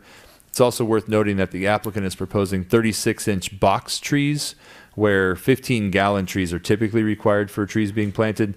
That is a significant overplanting of the trees with regards to sizing. So the overall result of that will be that relatively mature trees will be planted and will be kind of showing up as the property is developed, rather than waiting for the trees to mature. So that is something that staff wanted to point out. These are the proposed elevations. I just took one section that shows the south and eastern elevation. However, they are the building has 4-sided architecture, proposes corrugated metal roofing, board and bat vertical wood siding, and wood windows and doors are proposed. The architecture has been described as agriculturally inspired, kind of taking references to some of the barns in the area. Simple, clean lines, natural materials, and trying to be aesthetically pleasing and in keeping with the agricultural uses that are further to the east of the site. And it's worth noting, staff sees this site as transitioning from the commercial into the more agricultural areas further east. And staff finds that it does a good job both with the overall landscaping that's proposed and the simple architecture that's also relatively muted in its appearance, given the metal and wood siding proposed. As identified in the staff report, this entitlement is purely design review. Office uses are by right in the service commercial zoning district. The review of this proposal identified that a Class 32 categorical exemption is appropriate, given that it's an infill development. To verify that, staff requested a traffic report, noise input from a noise consultant, and documentation regarding the past remediation that occurred on the site. All those factors went into the determination that the project does qualify as a Class 32 categorical exemption. There are a number of general plan and zoning policies identified, I should say general plan policies and zoning criteria identified in the staff report. Some of the most applicable from the 93 general plan were noted. I think there's 16 individual policies that staff referenced in keeping with this project, and staff does find that it does a good job of implementing those policies. Those are identified on page 97 of the packet provided to the commission. In addition, the Service Commercial Zoning District states that this district is to provide for service and retail uses, restaurants, service stations, motels, public and quasi-public uses, and similar and compatible uses. The designation is intended primarily for service and retail uses that are automobile-oriented and whose operational characteristics and space are not considered appropriate for the central business district. That's downtown, essentially. So staff, with this intent of the and purpose of the zoning district identified, and the fact that office uses are identified as permitted, staff does find that the proposal is in keeping with the intent of the service commercial zoning district. The development standards identify that the height of these structures is limited to 35 feet. The front setbacks, interestingly, as we've talked about our code, it only discusses the front setback for lots fronting Main Street, which says that they shall be 15% of the lot depth or a minimum of 35 feet. And working with the applicants, we came up with the 35 feet as being appropriate, having no other direction to go with. The applicant does meet that. Required side yard setbacks are identified as 10 feet per floor, which the project proposes to meet through the incorporating covered porches on both sides of the ground floor for each building. And then the rear yard setback for these projects is required to be 20 feet, and the project proposes 42 feet, so more than double the required rear yard setback for service commercial zoning districts. Again, we already House, could we go back to the side yard setback? Yes. So when I look at the plans on the railroad side, I'll call it, that way I don't get lost in cardinal directions. I see 20 feet, and the staff report calls out 10. So the requirement is 10 feet per floor, and it's not clearly identified. The development proposes 10 feet from the property line to the edge of the covered porch, and then 20 feet for the structure. Okay, so the covered porch is what I missed somehow. I'm going to say I agree with you, Lester, that it does say 10 feet per floor, but it doesn't say that you get a ziggurat-style construction to meet that requirement.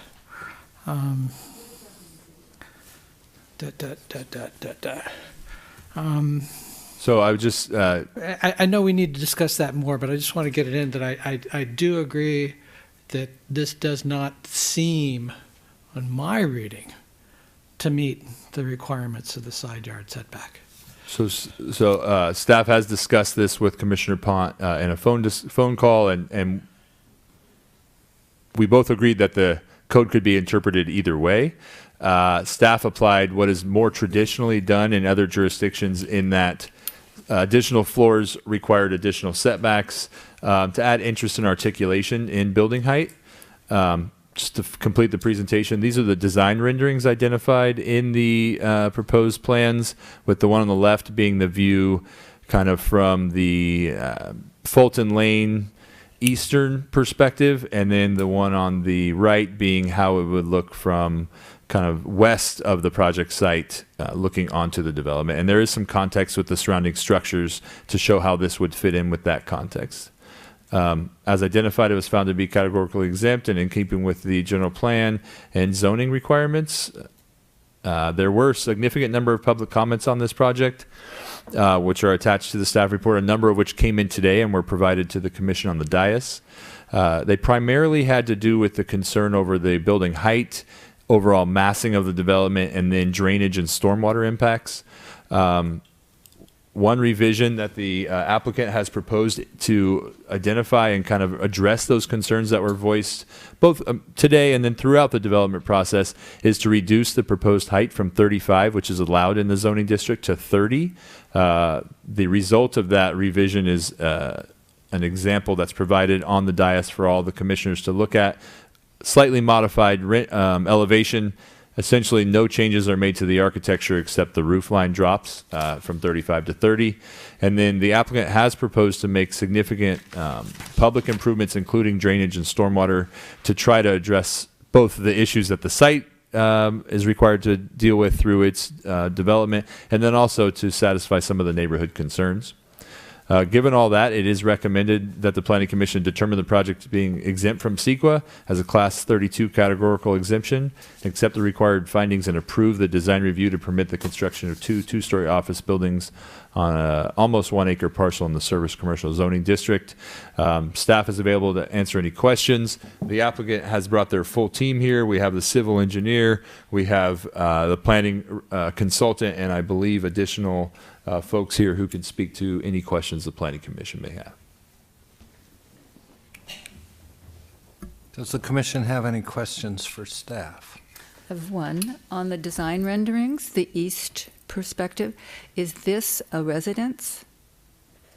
Directly east of the site is a residence, that's correct. So and I believe all the those- owner of that property is here. All right, thank you. I wasn't sure. There are a lot of buildings involved. Yeah. That's correct. Okay, thank you. Mr. Pont? Besides the setback that we need to discuss a little more, I was also concerned about the shading on the site. I recognize there'll be some big sycamores in the front, but it seems to me the way our zoning code reads, the grid pattern was only an attempt to meet the goal that's written in there, which is to shade the site, period. And I'm not sure that big sycamores in the front is going to do that. So particularly on the further back portions of the site from midday on, when the trees on the eastern boundary become moot as far as the sunstrike goes. So that's a second concern that I have, and I don't know if there's been any work done at looking at how the site will be covered and uncovered as the sun moves across the sky. I didn't see anything in the staff report. There is no sun shading analysis. Okay. I had the same concern, and my sense was that the trees planted on the east side were probably there to be a screen for the residence that's next, which is fine, but it seemed in the summer, especially the southern side is well done. It's got these big trees, but maybe there need to be some planted on the west side, because that's where it really needs shade in the summer. It goes on until 8:30 on June 21st or whatever it is. So so I had the same concern, and I was thinking it would be an easy fix by putting shade trees along the western side of the property. I guess it'd be easy. I don't know. I'm not an architect. That might change the whole plan, but in my mind, it wasn't too complicated, and the northern exposure seems to be fine. with nothing. So I agree with that concern. See, a pretty an easy fix. I'd be delighted if Public Works could explain what's going on with drainage, stormwater drainage on Fulton in the immediate vicinity and how it gets to wherever it goes, which presumably in the end is the Napa River. Thank you, Chairman Hardy. My apologies. I am not versed in that. It's Tobias Spar, our project manager, handles stormwater, and he'd be able to speak to that, although he's not here tonight. We do have the project civil engineer who designed the stormwater system in the building.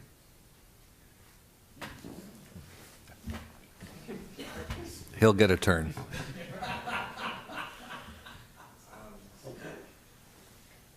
And it might as well be now. Mr. Dickerson, would you come to the microphone, please?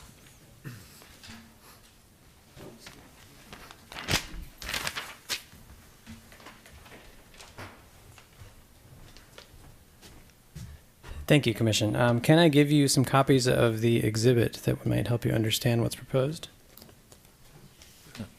Please distribute through staff. Do you need one?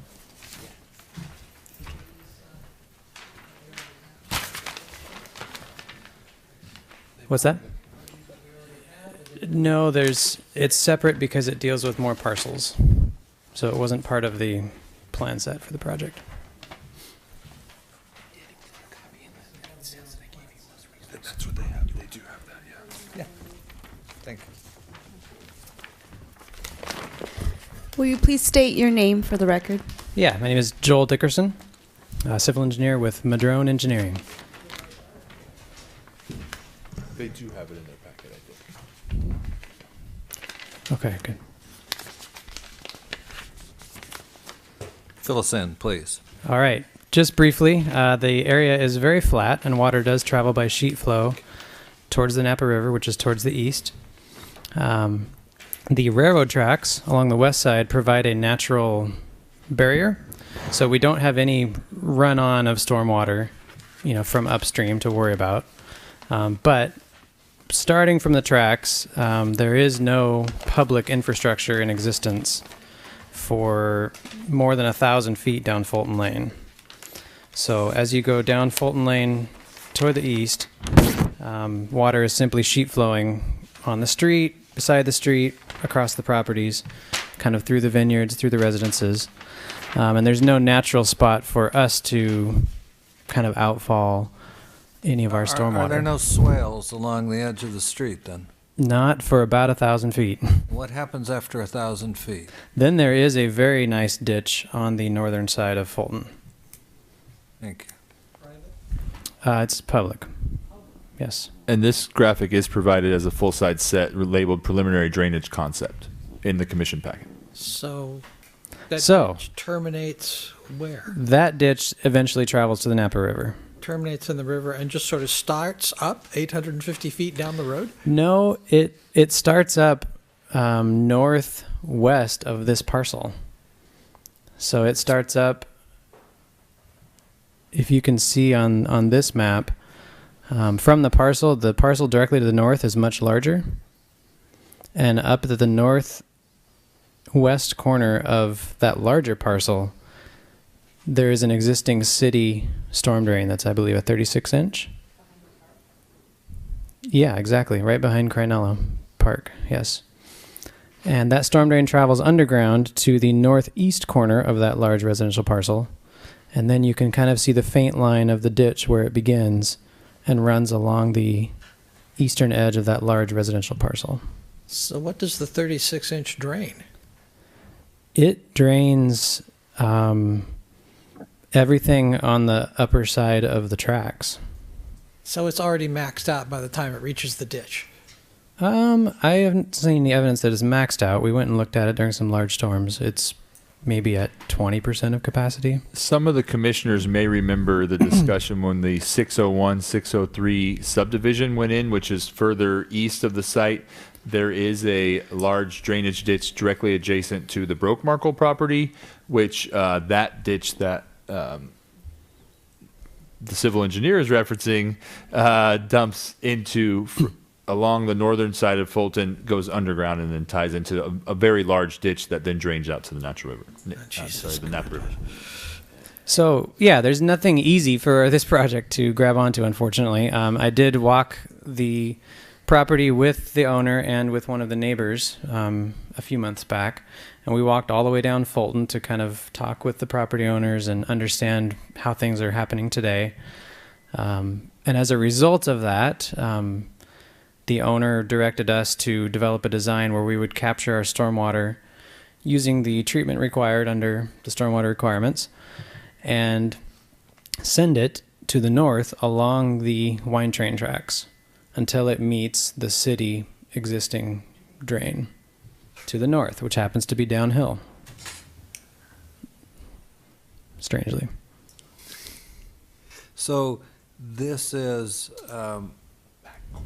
in effect, an amendment to the plans that have been reviewed to date? No, I think he said it's in your packet. It's in the. I wasn't sure if it was in the packet or It's not. just but informational. It's no amendments have been made. Public Works has fully reviewed this. This is just a full-size set has been provided to the commission to review this very topic because it was a topic of discussion throughout so the it's already fully incorporated Yes. into the application. Yep, we've talked about it with Erica extensively. And as a result, then, the project site drains to the ditch.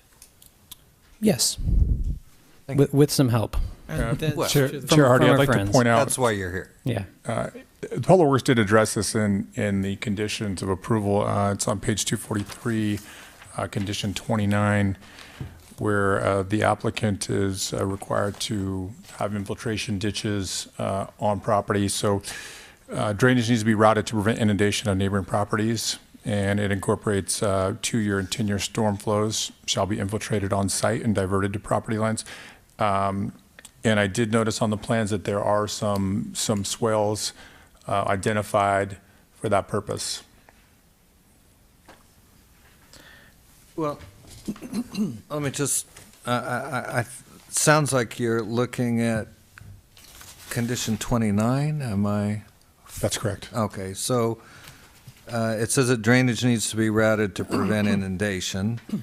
says all References the 2-year and 10-year storm flows for infiltration and/or diversion at the property lines to prevent inundation, and then says the applicant shall submit a drainage and hydrology analysis for the project impact, including downstream erosion potential to the City of St. Helena Public Works Department with the improvement plan submittal with the code requirements in effect at the time of improvement plan submittal. So am I right then in understanding that the condition of approval requires a more complete design to be reviewed and approved by staff prior to what? To pulling the building permit, to final occupancy? How does this work? Well, it's my understanding was it would be a condition of the approval of the permit. So it's like any condition, the applicant would be required to submit that study as a condition, a conditional approval. It would be prior to issuance of a building permit. I can clarify this point a little bit. This is kind of a point of contention with the engineering community and our development review process. Staff essentially requires about a 30% design for stormwater drainage to get to the planning commission. Some engineering folks are a little bit frustrated by that, and developers, because it requires fairly significant investment to get to that 30% area. However, staff has identified that if we cannot ensure that you're addressing the stormwater impacts of your project, how can we recommend approval of a project when we have these 2 and 10-year requirements? I would also point the Planning Commission to condition of approval number 30, which is on the next page, and it has additional requirements addressing the 10-year, 25, and 100-year runoff from the pre-development level. So there are a significant amount of stormwater conditions that have been placed on the project from the Public Works Department. Thank you. What isn't, at least what I don't find, and if I've missed it, please pointed out to me, I don't find anything here in the conditions of approval that informs either the commission or the applicant how the sequencing works. So, yes, I see the requirements that certain things be done as part of the improvement plan submittal, which must be reviewed and approved. But ordinarily, I'm thinking, okay, we have entitlement, we have a set of requirements. Sometimes they can be fulfilled prior to pulling a building permit. Some of them often are not required to be fulfilled until time of final occupancy.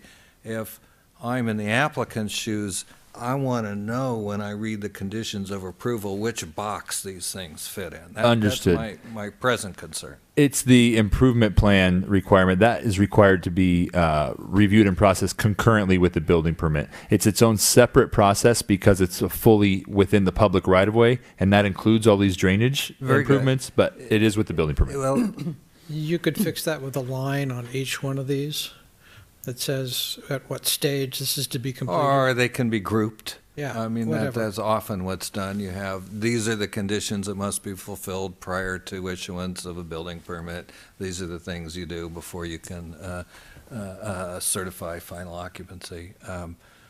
At this point, if the applicant tells me that the applicant knows everything the applicant needs to know, then I'm not going to propose that we modify these conditions, but that is my concern.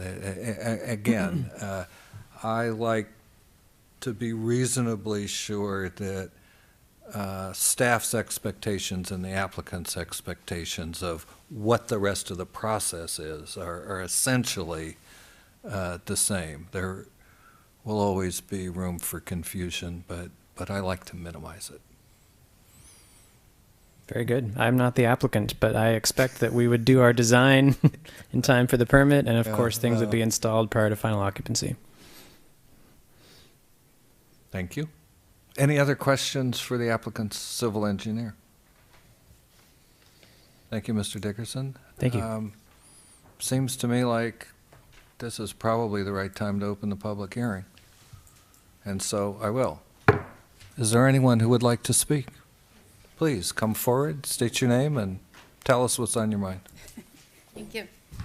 My name is Maureen Moulton. As Noah pointed out, I realize that there have been some agreements and clarifications that have been communicated this evening by the owner and some of the neighbors, but by way of background, I'd like to move forward with my statement. It's about 4 minutes, because I've been practicing, but I will speak quickly. I was just going to ask you if you would put that rendering up. I appreciate it. There aren't enough for everybody, but I'd like you to look at that picture. My name is Maureen Moulton. My husband, Jeff Burton, and I live at 1000 Fulton Lane. That is the house that you see behind those poplar trees. Our property is immediately adjacent to the 1030 Fulton Lane project we are discussing this evening. We purchased our home 3 years ago.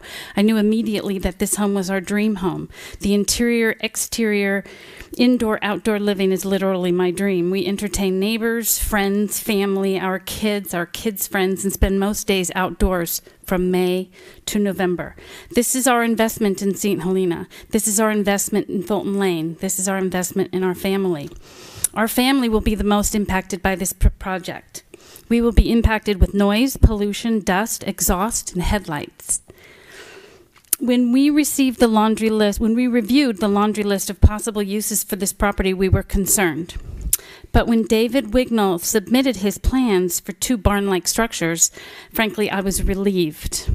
It could have been worse. However, keep in mind that this project is at the entrance to our Fulton Lane neighborhood. There are people in the audience this evening who may be addressing the size and scale of this proposed buildings, but I'd like to point out that if you look at this perspective drawing on the screen up here, it isn't in perspective. It's not accurate. This photo that I sent around is literally the size of one of the buildings.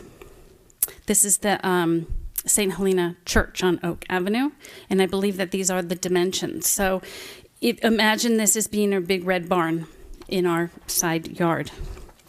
We had 2 neighborhood meetings, one of those with David Wignall, and we expressed our concerns to him. He verbally agreed to several modifications to his plans. My letter dated March 10th, 2018 outlines those agreements.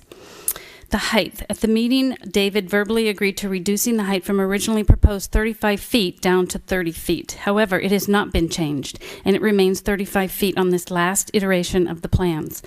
I understand that David had a conversation with our neighbor Paul Tao today and again made a verbal agreement regarding reducing the size of the building. I'd like that to go on record. The fence. There was a fence between our property and the 1030 property in the first iteration of these drawings. We discussed the fence at length with David and concluded that a solid wood fence would be the most aesthetically pleasing and provide a barrier from noise, pollution, exhaust, and headlights.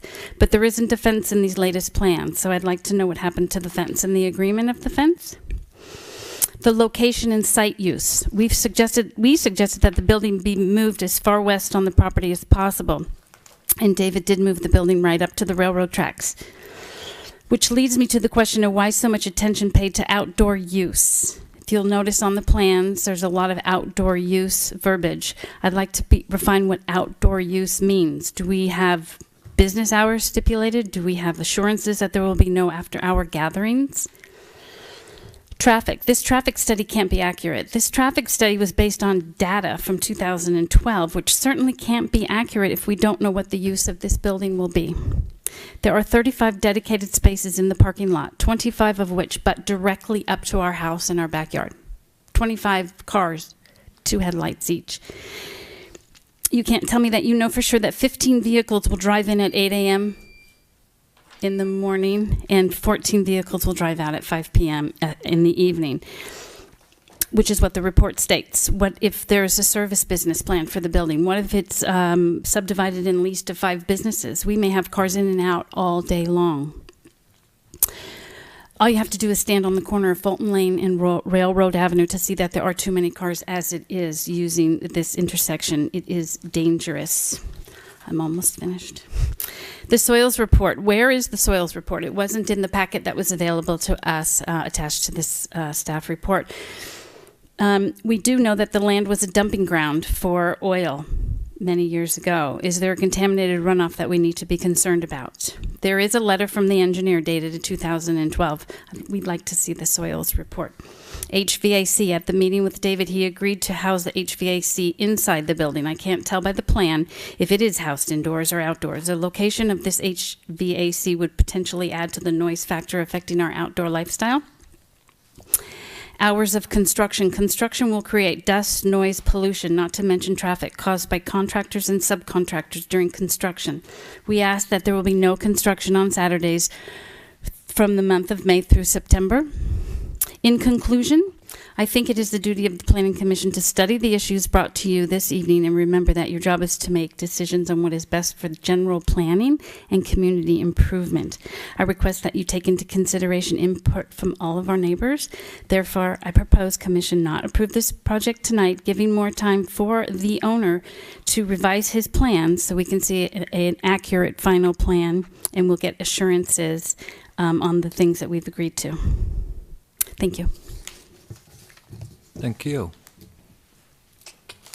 Please, come forward. She stole all my notes. My name is Jeff Burton. I'm also the owner of that house, 1000. Good evening. We've lived at 1000 Fulton for about 3 years, and we are directly adjacent to this vacant property. Of all those in this room tonight, we're probably the most affected. With that said, we are also in favor of this project. I think it'll be a great enhancement for our property, but I say that with concerns that have to be addressed. We have several neighborhood meetings, one in which David attended at the last. I think we made some progress on things that we're concerned about.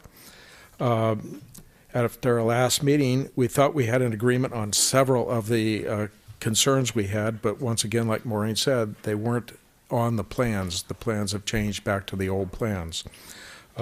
So I look at it, just because a project is consistent with the required design review criteria and regulations, projects are not always black and white. There's a lot of gray area that goes into it. You can meet a lot of the criteria, but there are still issues that come up. The height is the first issue, and I think it's been addressed. The allowable height was 35 feet. The first drawings showed it at 35 feet. The neighborhood meeting, we concluded that we'd like to have 30 feet. And David also agreed that that's a very doable thing. Our home is 24 feet. So if you can picture our home and then you look at the floor and you look at the beams up here, that's how much higher this building right next door to us is going to be. So it's out of scale with the neighborhood, but I think 30 feet is a very livable solution to this issue. The pedestrian amenities that's addressed in the design review report, it mentioned a usable outdoor space. Now, this does concern me. Originally, this was a simple one-dimensional office building. This phrase, usable outdoor space, opens the door to making this an office and an outdoor venue. So I'm asking the question, does this building, could it be a launch pad for outdoor events, group picnics, weddings? It could be leased out for a rental for events, a visitation center, just like Visa TUI. But I'm really concerned about the wine train. It would be a beautiful building for the wine train to have, but we have had enough of the wine train where it comes up the tracks and it sits right behind our property when it decouples from the cars, sits there for up to a half hour, sometimes at 8:30 p.m. And then the bell goes ding, ding, ding, 300, 400 times before it even moves back to pick up the cars. If this building was used as a center for the wine train, this would be very objectionable to us. We couldn't live with that. So the solution is, what is the specific use of the building? The project landscaping, I think we're talking just a moment about it, incorporating the stormwater retention in the landscaping. We talked about going out on Fulton Street. That's very expensive, so we gave basically David a pass on that. We understand, you know, we don't want to spend that type or have him spend that type of money. Exiting out the rear of the property seemed the best because it has that culvert in the back that empties out into the not Russian River. Well, maybe it does with the Russian River, how high it is now, but it empties out in the retention ditch. The plans also show a retention ditch right along our property. Right along our property line, but a retention ditch isn't going to work. Right now, there are thousands of gallons that come off of that property when it rains heavily. That water comes across his property, down the street, into our driveway, into our retention ditch, and it's filled it with silt. Now we have to go through and dig all this rock out, take all this silt out. I know this isn't a design review issue, but I wanted to go on record because I am going to be talking to the owner of the property for them to come and dig this out and redo our drains or our ditch, because none of our drains in the front of that property now work. They all back up. So I'd like that to be done. We had to actually build an asphalt hump in the front of our driveway to divert the water down the street, but now it affects everybody else on the street. The project landscaping also states that they'll have a combination of permeable concrete, asphalt, and pavers. Concrete and asphalt isn't permeable, and pavers can be if they're drilled. But the problem is the ground is so hard right now with a rain. These puddles are huge. That encourages all the four-wheelers in the whole area to come on out and start mudding up their trucks because there's so much water and mud on that property. But I'm afraid that the penetration in the soil is not going to work. So this water is going to have to be removed off of that property somehow, and I guess that's up for them to figure that out. There was a trench on the property when they put under the railroad tracks, a sewer drain under the railroad tracks, a 6-week project that ended up lasting over 6 months. We were recipients of that. All the dirt came onto our White House that turned brown. We had to have a pressure washer company come on out and pressure wash our whole house and do all the windows. It was terrible. This hole filled up. They had 30,000-gallon tanks outside emptying these things 2 and 3 times a day over the weekend with the rain going into this ditch. It wasn't soaking into the soil. It was just building up. So I just had I would have to vote for, let's eject this water out the back where it belongs. And finally, the sidewalk. The sidewalk in the first plan showed that it did not go the whole length of the property, that it crossed the railroad tracks and then it dumped into the property at the back, right next to the railroad tracks. Now the plan shows a sidewalk all the way down Fulton to our property with a sidewalk and a curb.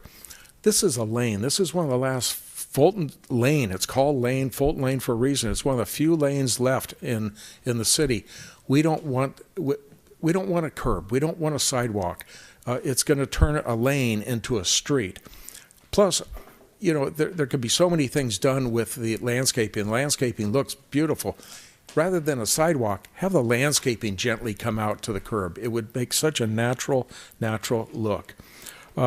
So the sidewalk, and I think David agrees, the sidewalk doesn't have to go all the way down the front. It would keep that country look. It would keep the lane. Let's go back to the original proposal in the sidewalk. I agree with Maureen about traffic. The comment about traffic, if this building is leased to one tenant, okay, you're going to get the 12 cars in and 12 cars out, as they said. But if it's got 5 tenants, you're going to have 5 people working for 5 tenants. Now it's 50 cars. Then it's going to be 75 cars, and then possibly 100 cars. That's pretty drastic. So once again, we need to know, and we can't dictate to David what he's going to use the building for, but we should be able to limit how many people are going to be able to work in this building.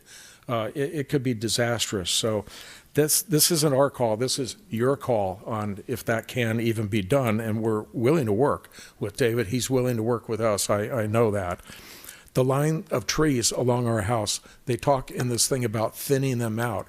Well, if they thin them out, we're going to lose that visual barrier.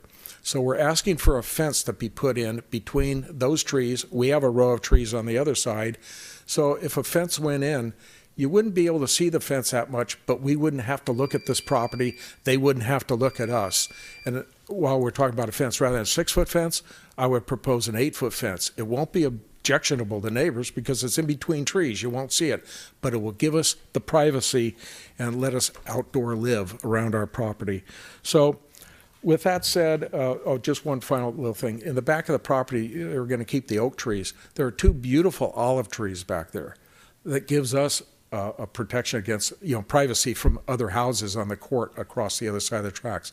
I like those trees to stay, and it doesn't interfere with the property or the parking, but it would be nice. And in talking with David, I think he would probably agree keeping those trees. So we've hit the limit twice, Okay. and I try to be flexible, but double times pretty much my limit. I'm going.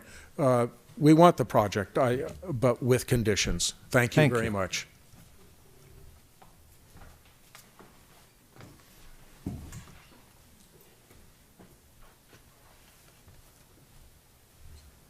My name's Andy Navoni.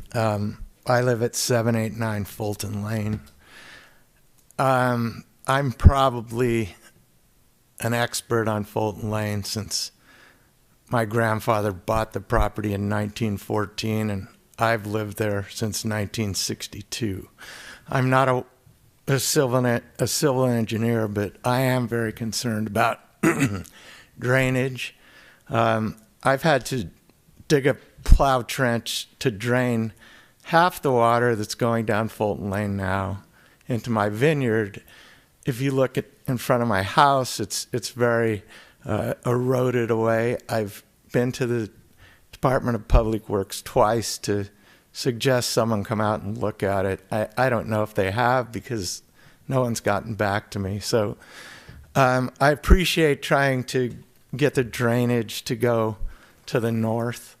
Unfortunately, between the railroad tracks and David Fulton Winery, there's no proper drainage. There's nothing has been engineered. There's a ditch there that's been there forever, and that ditch floods. So that's one of my concerns.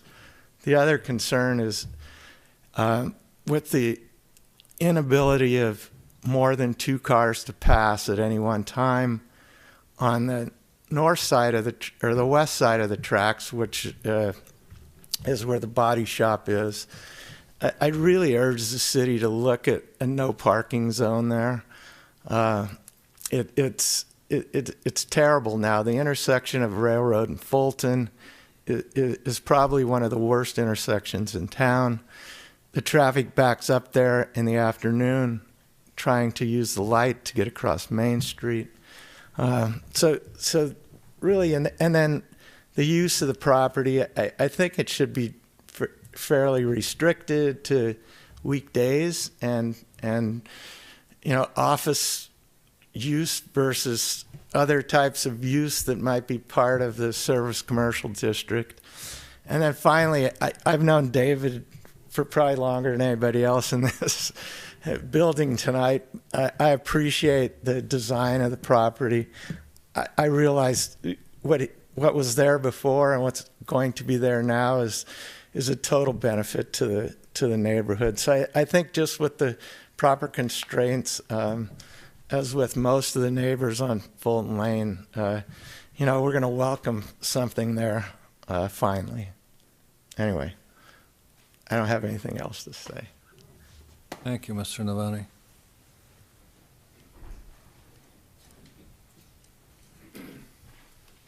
I'll just quickly speak. My name is Paul Tao. I live just one house further down Fulton Lane. Paul Tao, T-O-U-W. I live at 890 Fulton Lane.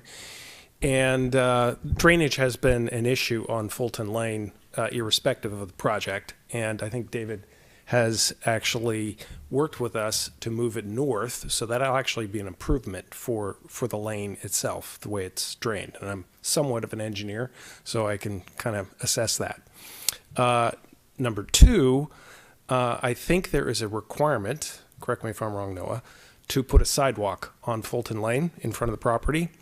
And I think all of the residents on Fulton Lane and even David Wignall would prefer not to have that sidewalk.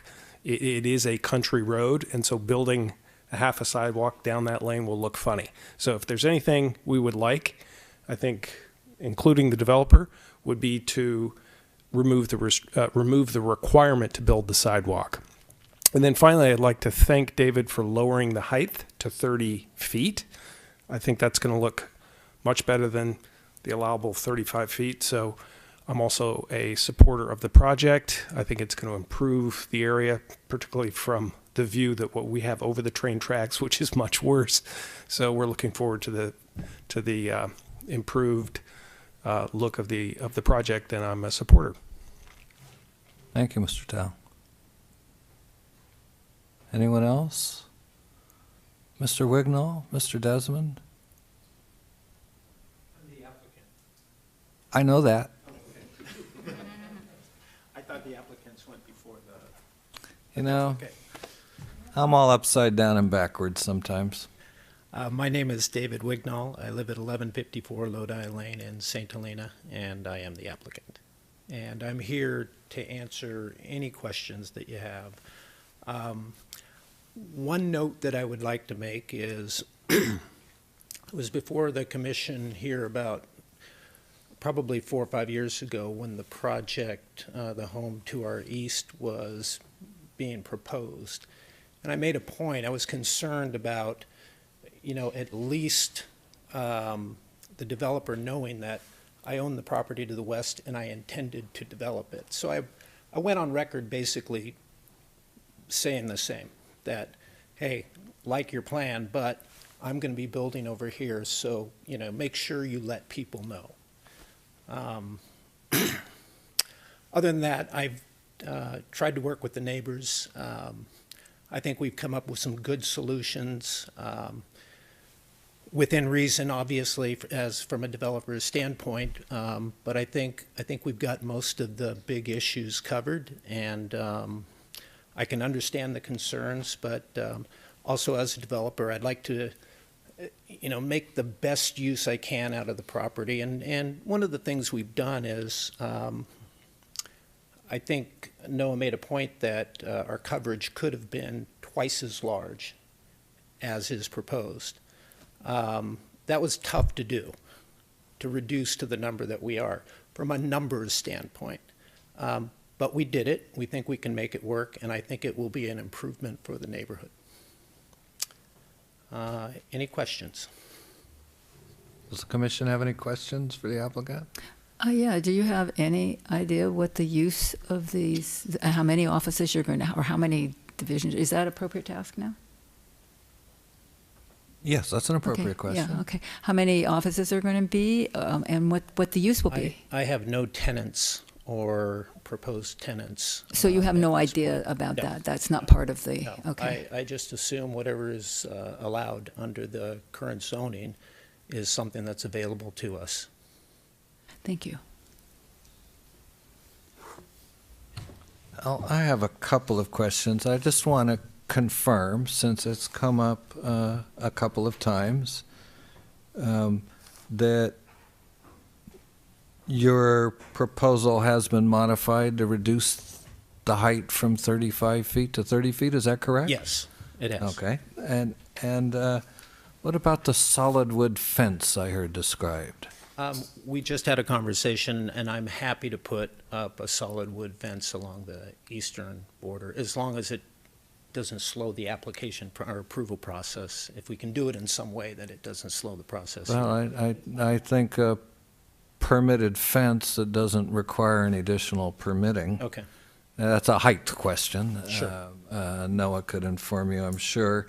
And then I have a note about HVAC. Was there something about that that was a subject of discussion The with your neighbors? reason you don't see it is the HVAC will be housed in the upper attic area of the main building, of the two buildings. Well, I'm not surprised. A contractor was trying to sell me on doing that to my home. So it seems to be a theme today for me, HVAC in the attic.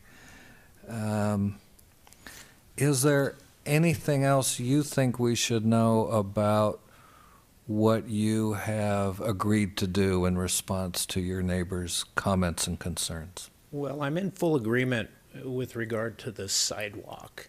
I think the sidewalk will look out of place. I mean, I'll do it if you require it, but, I fully support the neighbors in their desire not to have a sidewalk, and we would put something, traversable along there, whether it's decomposed granite or something. But if that can be done.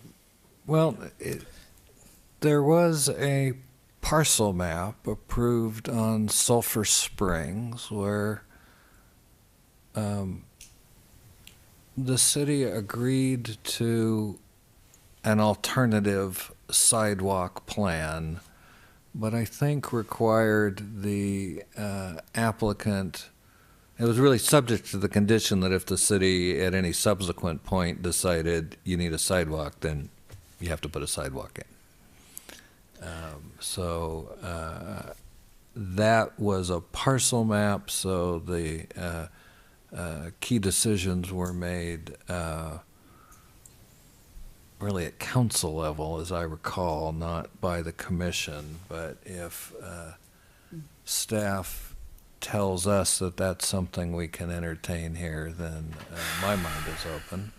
So, just getting to the sidewalk issue, this is a common question for development. Staff has come to the perspective that any development within the urban limit line should be conditioned to build a standard street cross-section, which includes a sidewalk. However, we also are of the opinion that the Planning Commission has the ability to grant an alternative to that. But from the staff perspective, we're going to condition a sidewalk. With respect to the Sulphur Springs approval I'm thinking of, the net result was a deferred improvement agreement as to the standard sidewalk. It was not eliminated. It was deferred, and the alternative was allowed subject to the deferred improvement agreement. That's correct, and that the alternative was a drainage swale with a asphalt path, I believe, for the project you're referring. And staff, just to the point, to the neighborhood, because they did have this concern, and again, in the discussions, we identified this is the last parcel within the urban limit line. It's zoned commercial, whereas the remainder of the lot is, or the lane is zoned agriculture. However, the sidewalk stops at the entry to the project site. And then there is a swale, and actually some of the stormwater infiltration and treatment is located on the eastern side of the entrance to the parking lot, where there's a tree shown currently. Stops there. So the sidewalk stops That's here. correct. That was the compromise that staff was willing to do based on our existing policy. But again, the commission does have the ability, if there is a alternative that they'd like to. Thank you. Okay. Those were my questions for the applicant. Is there anyone else with a question for the applicant? I have couple. I had forgotten about the air conditioner. It's in the attic. Will there be, because it's really quiet there at night, will there be insulation around, so that the sound insulation where the air conditioner is going to be? Yes, absolutely. Okay, and then the other thing, parking lot lights.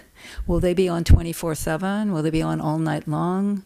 Or is that something you know anything about? I believe I read something in Noah's report that the lighting will be as, not quite as intrusive as you might have at Safeway or something. But does it go off at 10 o'clock? Do they go off I'm at 10 not sure o'clock? what the requirements are. It's usually when the building's Oh, okay, so they're bollard lights, which are very low. And I think with the landscaping, even if they were on 24 hour, not 24 hours, but during the Right, yeah.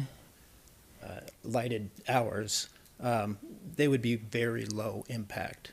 Okay, so it wouldn't impact the neighbors, but it would impact the I don't think insects and so, the night creatures, but I don't suppose that's an issue, so. And with the neighbors to the east, I think with the fence there and the existing landscaping, it would not be an issue. Okay, thank you. One other point I'd like to make, I don't think it was discussed enough. We designed the drainage on the property to meet the standards of the city. We came back after talking with the neighbors and really beefed up the drainage. We actually are putting in a sump pump system that takes anything that the current, what's it called, the ditch? That's what I call it. Yeah. The ditch. Anyway, it takes all the excess, or as much excess as we can pump, and takes it out and away. So I just wanted to make a point that I think we've gone above and beyond in that issue, and I think it's going to address a lot of the neighbors' issues.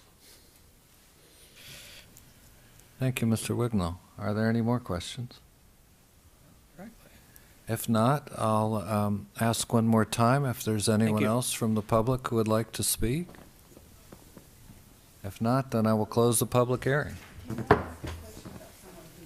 About someone who did speak, the person who asked for a continuance so that certain conditions could be looked into further. I don't know if you remember that comment. I do remember the comment. I'm wondering what, if we could hear, if the rest of the commission would like to hear too. I would like to hear what particular items that person wants further investigation on, and that would justify a continuance. Yes, that would be fine. Would you please come back to the microphone? I'll reopen the public hearing. Yes, thank you for asking. My concern is that when we had this community meeting at our home with David Wignall, he agreed to a number of things. But as it turns out, when he submitted his revised plans, they hadn't been done. So now my concern is he's agreeing to it now, but I really would like to see it. I'd like to see it on the plans. I'd like to see where the HVAC is. I want to see how tall this building will be approved at. We want to know more about the drainage. So there are a number of things that there just isn't enough information for us at this point. So it's the drains and the height. HVAC, where it will. I don't think it's called out on the plan. I couldn't find it myself. The fence isn't there now, and it's the height, yes. So you would like to see that in the plans? I would like it called out. Before on the it gets if- approved? Yes, thank you. Okay. Thank you. I'll close the public hearing. Maybe, would the applicant want to address that maybe, or, I don't know. Well, I think we should discuss it Okay. first. And I'm gonna jump in again just on those points since they're current. Height reduction is something we can take care of in a condition of approval. as is the solid wood fence, as is HVAC in the attic. There's no reason to leave those things uncertain. And I think it's appropriate, given the nature of the concern and the confirmation by the applicant that these are things he's agreed to do. I just don't see any reason not to address the concern about the difference between the plans in front of us and the agreement with the neighbors. I don't see that as requiring a continuance when we can address all those particular points in a condition of approval. Drainage is something I think is different in that, at least it's different from my perspective. As we've heard, the city already requires a level of drainage design that is maybe not universally required by other jurisdictions. I don't know how far outside the norm it goes. In my experience locally, one is always doing a lot of design work pre-entitlement, but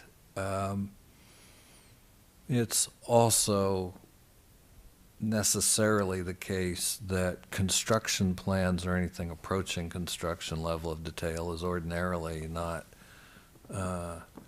done until the entitlement's approved.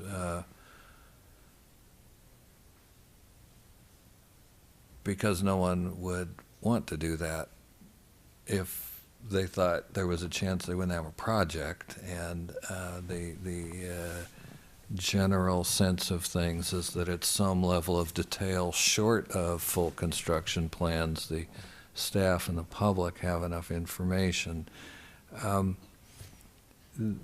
I recognize that the part of what has elevated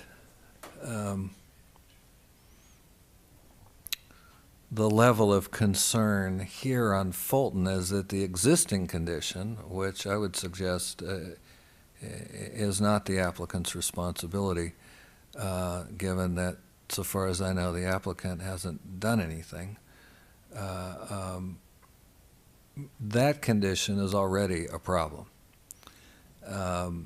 And that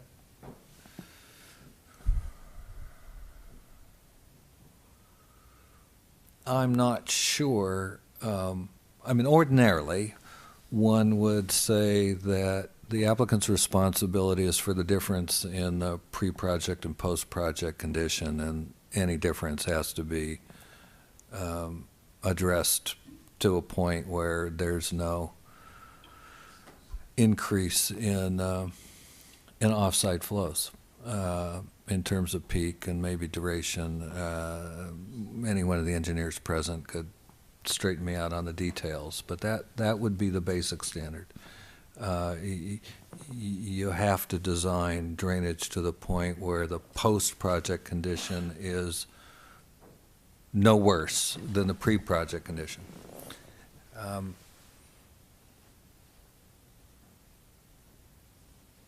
My sense is, from the nature of the comments and concerns that have been addressed and from the explanation we've received about how the proposed drainage improvements will work, is that I know there's no guarantee regardless of the engineering involved, but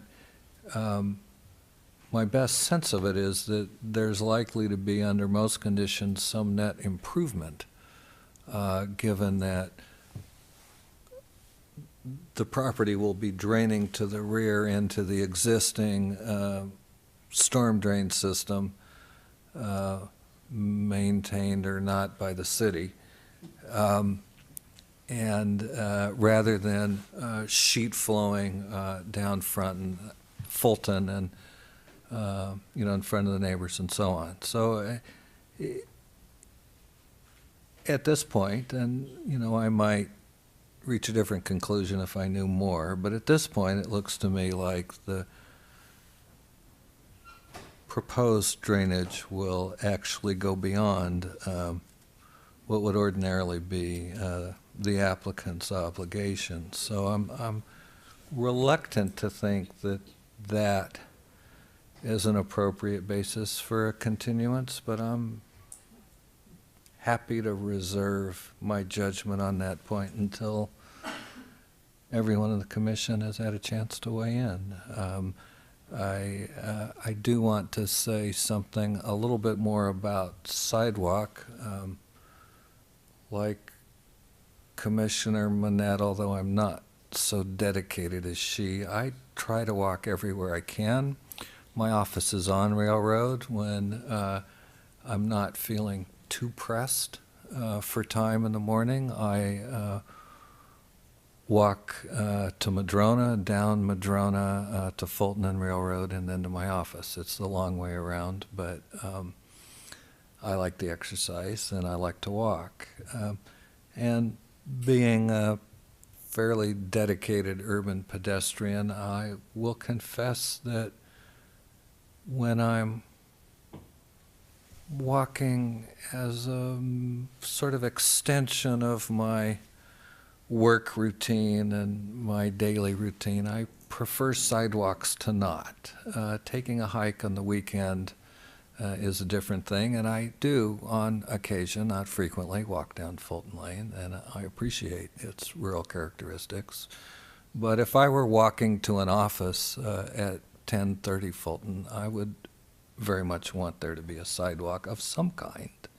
I'm not sure that it needs to be a standard sidewalk. So I remain open to the idea of an alternative, but I think a deferred improvement agreement then is necessary because it's the only way in which we can implement the standard while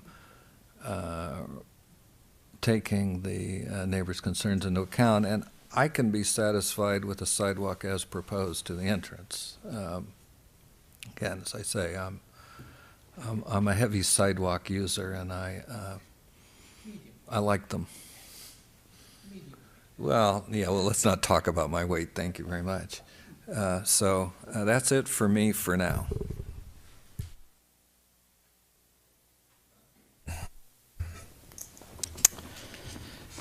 Well, several things. Let's start with your last one and work our way backwards. On the sidewalk, we are getting pressed in several areas to have complete streets, if you will, sidewalks, bike lanes. For air quality purposes, if nothing else, our new general plan is going to require addressing that point and starting off that process by leaving off a sidewalk in essentially a commercial area where you're putting 10,000 square feet of office, particularly considering our walk to work rate is very high. It's 7%. 7% of the employed residents in St. Helena walk to work. That's almost 3 times the Bay Area average. By leaving that sidewalk off, we are shooting ourselves in the foot in several different ways. So while I agree that there might be a meandering sidewalk or some other type of address, that we do need a hard pathed sidewalk at that location because it is a business, because we do have a high walk to work rate, because we need to address air quality concerns. That all falls under that. Like you, I don't necessarily think it has to be curb, gutter, sidewalk. It'd be curb, gutter, space, sidewalk, curb, gutter, meandering sidewalk, but we need a sidewalk, at least down to the driveway. And, having some experience in public works, curb and gutter is often used as a drainage device. So if you're interested in drainage on Fulton Lane, you want curb and gutter, believe me. So there's that. The continuance based on drainage, we're at 30% design. At what point would you say it would be okay? 100%? Like the chair said, nobody demands 100%. We have 30%. And under the current rules, you will find it will improve. A, because it is going out the back, and B, because their drainage plans have to hold on site a 10-year flow. So you're taking 10 years worth of flow off the top to start with before anything leaves their property. So you've already got an improvement just because of the rules that require them hold a 10-year flow on site.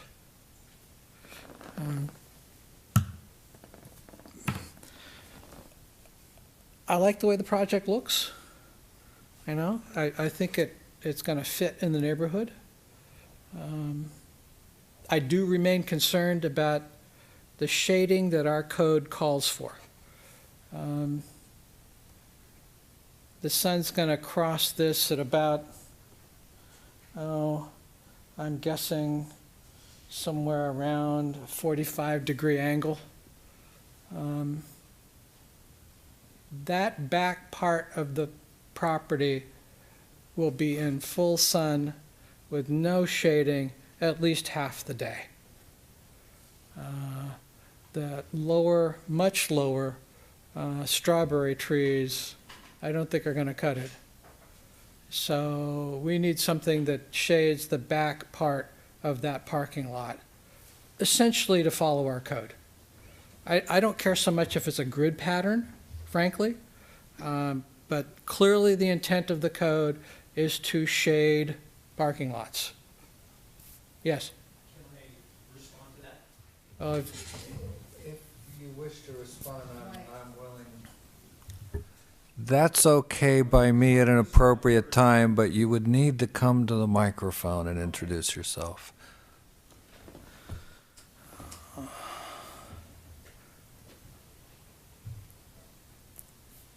I don't, okay, go ahead. Oh, sorry, this is my first Go ahead. time. I'm not sure of the rules. So I just wanted to respond. If there's, again, we have some conditions to issuing the building permit, I would be happy to put a line of trees back along the west side to address your concerns.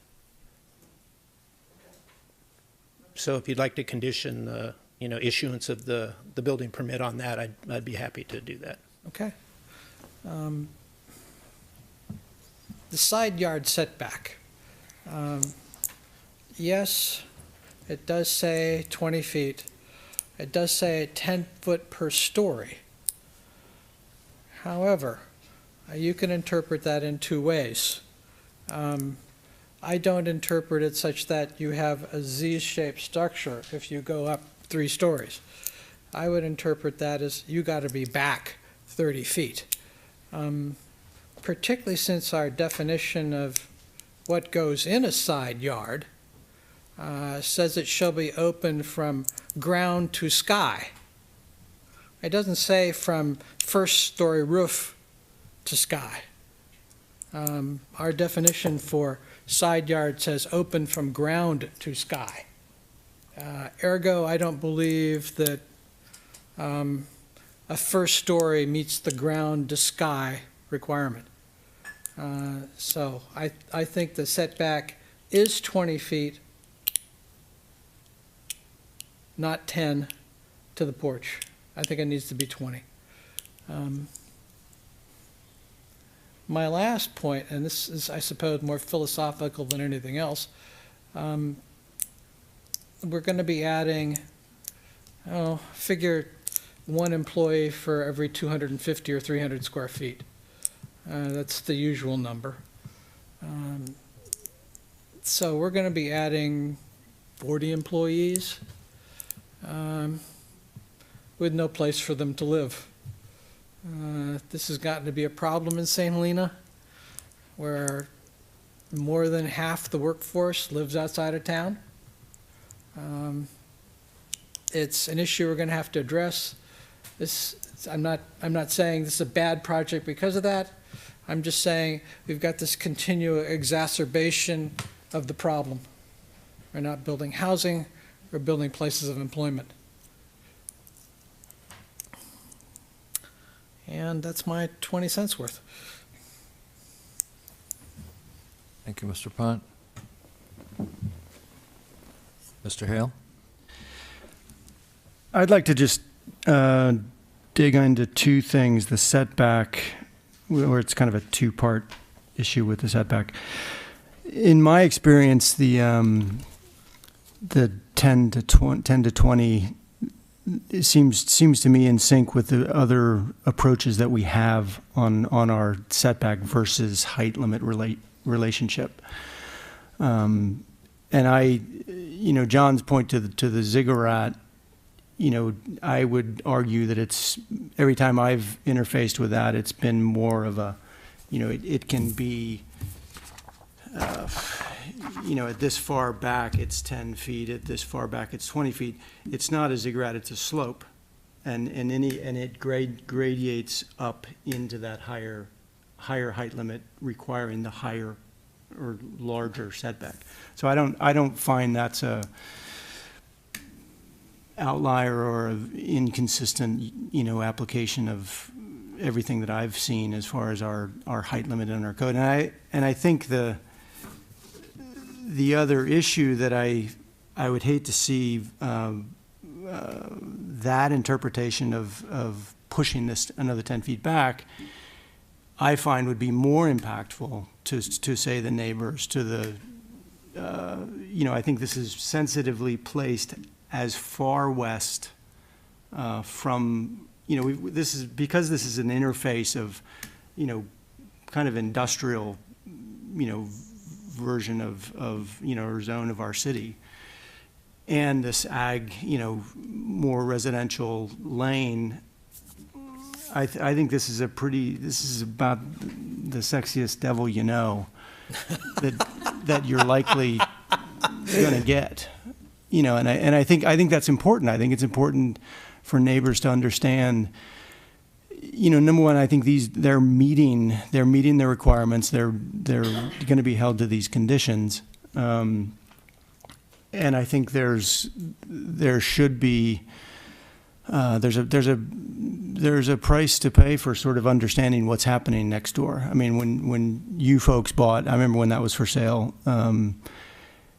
and there was always. The present issue was that this triangle wedge, that's the kind of the transition between that lane and another kind of use is a hinge point, and they're conflicting uses. But I think you have to give it credit for sort of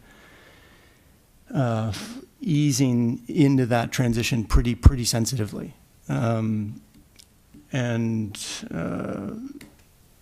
fences are by right, and even you can correct me if I'm wrong, but in the ag zoning, they're not as limited even in height, and there's nothing to say that you folks can't put a fence up, to address some of those concerns too. I don't. The sidewalk, having lived on a lane that I really enjoyed walking on, and not having to be on a sidewalk, I totally appreciate the no sidewalk approach. And the way I look at this one, because this is kind of the end of the more intensive development and is that kind of knuckle point, transition point, I think if you brought sidewalk to that leading point near the railroad track and then did some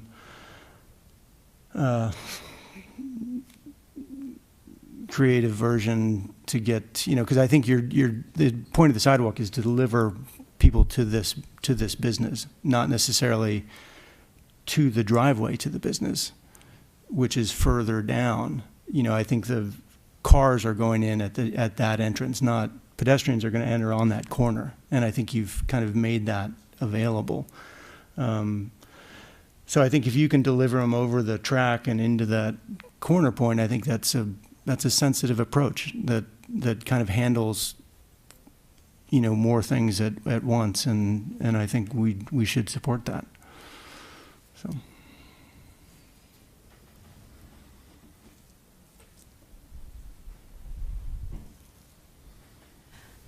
I can understand not wanting to have a sidewalk there, but I also think having a sidewalk there would encourage people to walk to lunch instead of driving, which would minimize the in and out of cars. And I think most of the people that live in that area would probably like traffic to be minimized. Yeah, no, but I don't want to butt in, but I'm saying that I think what I'm saying allows that to happen, because I think if people are going to walk from the building to town to lunch,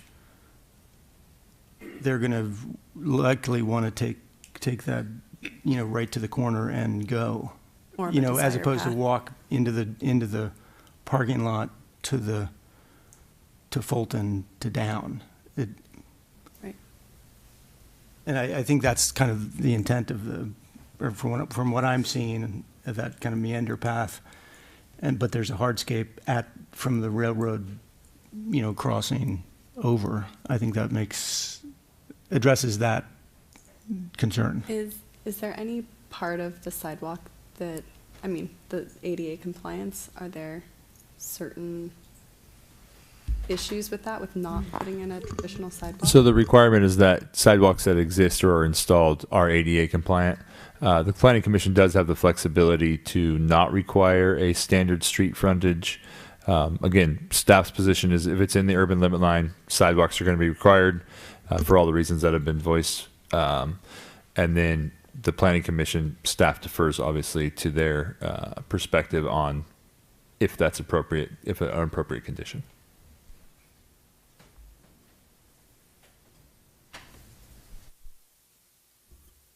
Well, I personally think that's an appropriate condition. But speaking of sidewalks and walking, I prefer to walk on the streets. Why? Because most of the sidewalks in this town are not made to code, and they slant from totally across the sidewalk. And even the new ones that I saw, I've seen some new ones, and I went down to the city and said, what's going on? This is new construction. Because if you have a bad knee and you're old, the way I am, or you're a mom with a stroller, or we have a walker, it's hard to walk on a slant. And so I walk in the street. If we're going to have whatever kind of sidewalk, I would want to condition it that it be constructed in a way so there would be at least some flat surface, so to encourage walking for everyone who can walk, for seniors, for everybody, and well, I won't mention skateboards. Okay, so anyway, so that's my sense about sidewalks. I think they're, I think they should be built so that, in the way that I'm talking about. Okay, and then I thought that side setbacks were only 10 feet to a porch. I remember somebody built a porch all around their house, and it pulled the house, where there might be partying and stuff, 10 feet closer to a neighbor. I remember I was a little taken back. So could you clarify that, please? So every zone has their own standards for setbacks. However, porches and other features like that are allowed to project into setbacks, typically up to 6 feet. Okay. All right. Thank you for clarifying that. So I'm okay with the 10-foot setback. I don't quite understand what you guys are talking about, the roof and the da-da-da. But I think in terms of not pushing it further east to respect the other property owners is a... I don't want to push it further east. Or well, whatever. I mean, I guess I don't have an objection. Perhaps I don't understand the issue well enough to have an objection, but I don't have an objection to that. And let's see. Yeah, I'm worried about the lights. I'm worried about the traffic. I'm worried about not knowing what's going to be in this facility, and and what kinds of rules, like for instance, amplified music and events after 10 in this zoning. What is allowed in this? I should have looked it up, but I didn't. So I'm sorry. So all uses in this zone and any zone are subject to the requirements of the noise ordinance, which limits any noise actually to stopping at 10 p.m. But this is a service commercial zoning district where office is a permitted by right land use, and that's what the use is being identified. The future use is being identified as an office use. However, as is pointed out, any use that's allowed in the service commercial zoning district could occupy these buildings. Or a conditional use could come forward and request a conditional use permit to occupy one of these buildings. Okay, and by right, all of uses allowed in that zoning are by right. Is that? No, there's a mix of the by office? right zoning, by right uses and conditional uses, but the answer is that any by right use could occupy these office buildings as a by right use, and the entitlement before the planning commission is design review because the site, the zoning of the site has been determined. This is a service commercial parcel located within the urban limit line. Okay. Could you indulge us, Director Hausch, with the list of permitted uses? Oh, boy. Yeah. It's like, So looking at the zoning code, permitted uses in the service commercial zoning district, accounting, auditing, and bookkeeping, appliance store, audiovisual store, bakery, a bank, a beauty shop, pedicures, those types of things, bookkeeping, camera and photo supply store, catering establishments with no retail sales,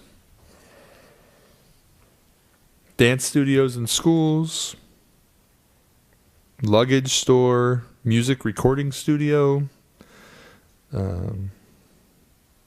reupholstery and furniture repair, security services. I mean, it's quite a mix. What about pop-ups? Are they allowed there? Pop-ups are allowed in any commercial zoning district, subject to the ordinance that was adopted by the city council. Okay. And those are limited in their duration, but they are allowed as To temporary 12 uses. months, That's as I right. recall.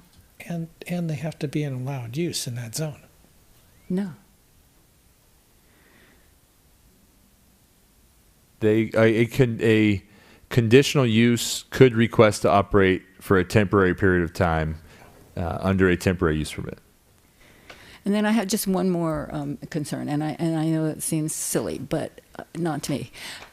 If it were 24-hour lights, even though I'm glad to hear the lights for the parking lot would be low, but if you were supporting if nobody who is using the place stays after, say, 10 o'clock at night, if the lights could be, if the lighting could be flexible enough to be turned off when nobody who was actually using the premises was there, is that, can you make that kind of rule? Because I'm serious about the insects and the night critters.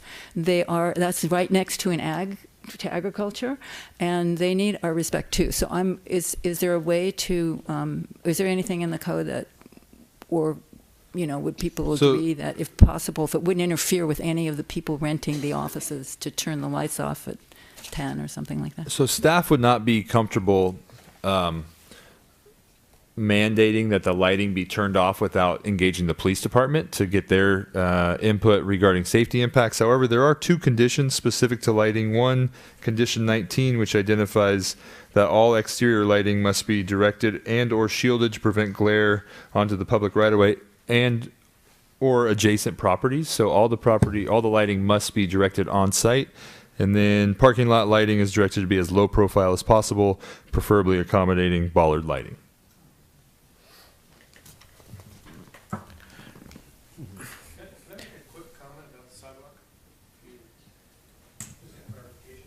Yes, I'll reopen the public hearing.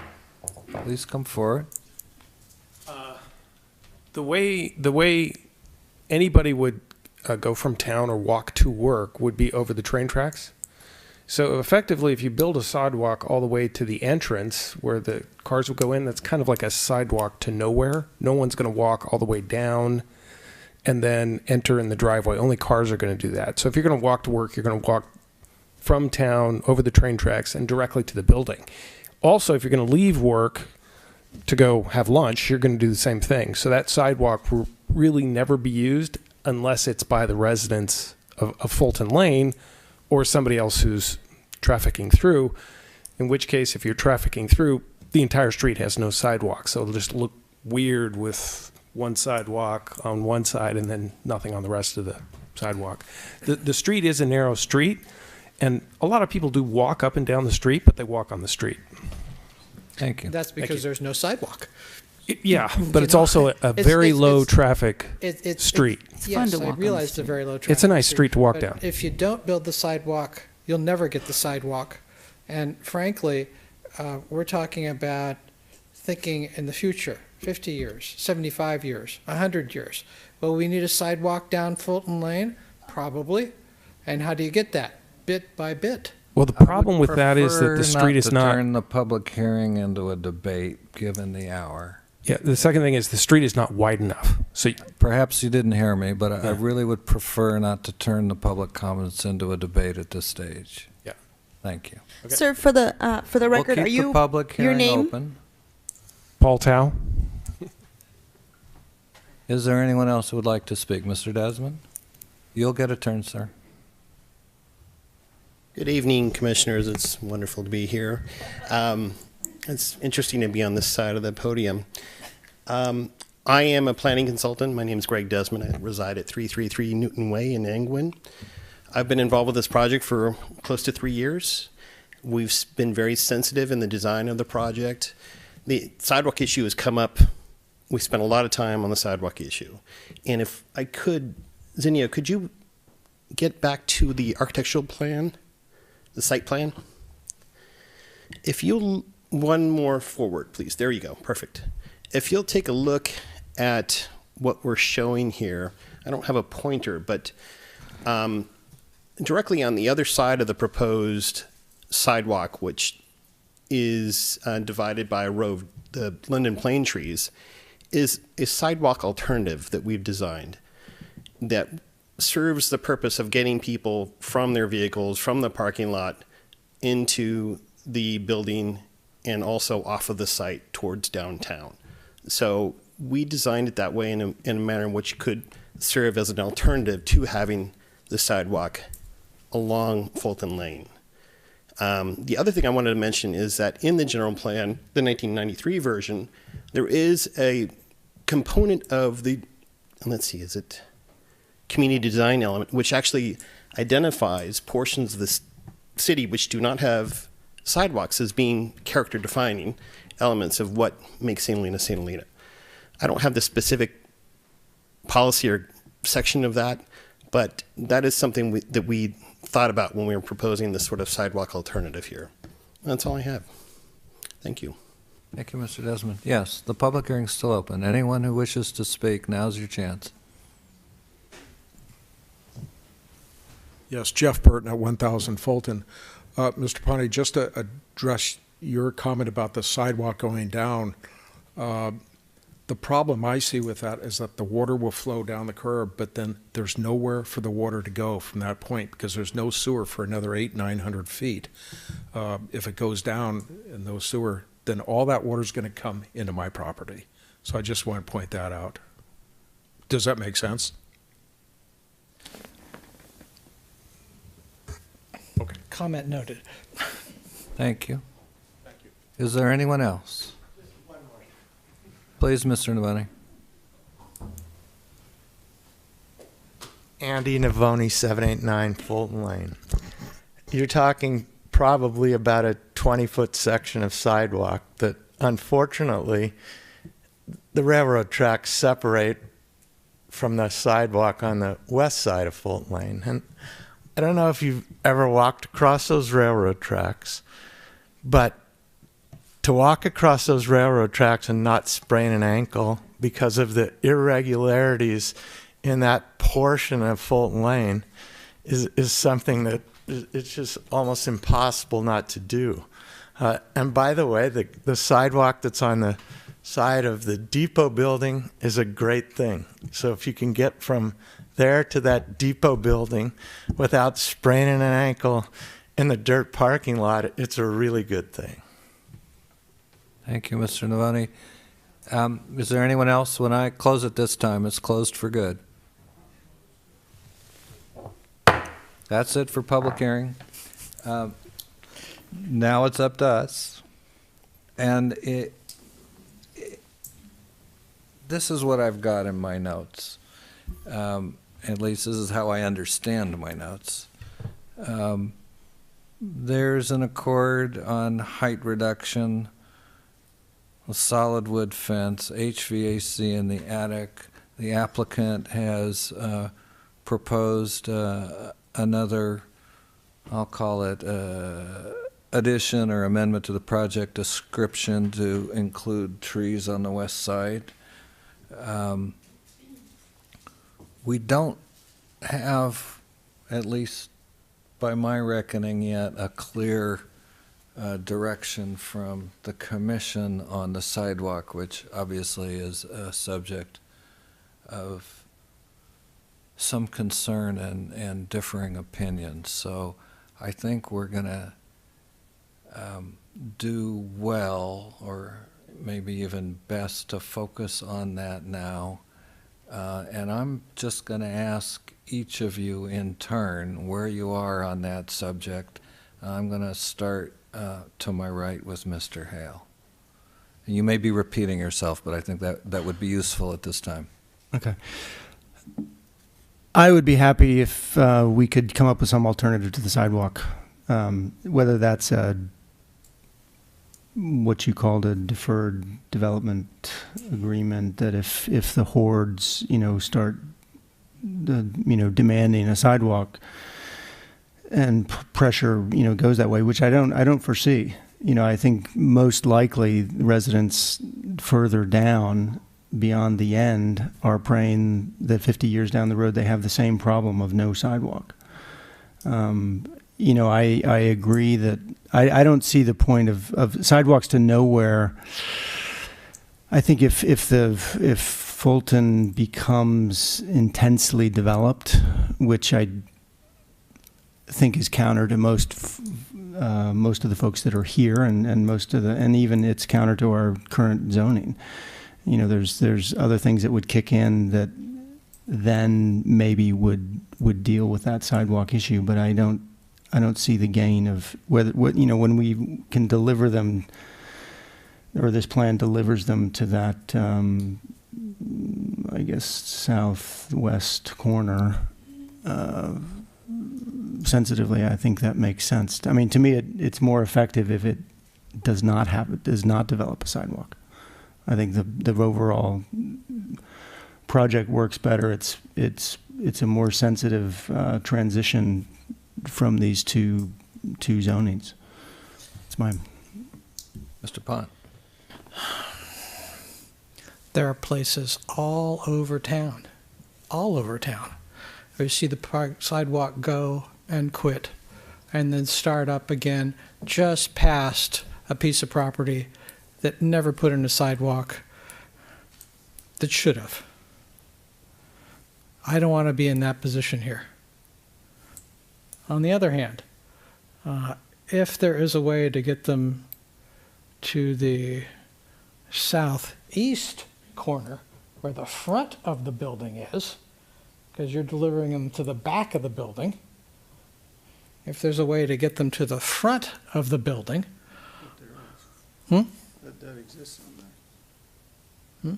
the front of the building is there, not there.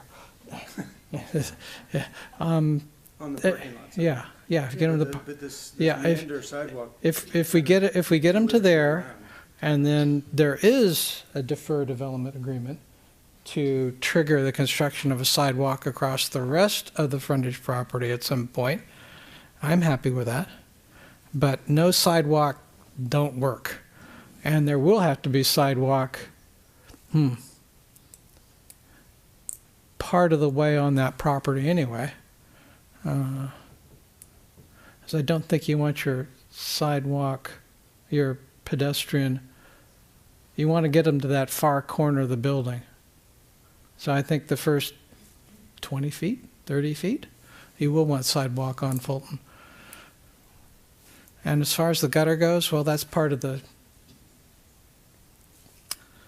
drainage study. But frankly, I think you would find gutter to be an advantage, not a disadvantage. Thank you, Mr. Pond. Ms. Manette? I like the idea of the deferred agreement. I agree with Commissioner Hale to a large extent. I'm thinking there already was talk about designing another kind of walkway that would be safe and that would be nothing.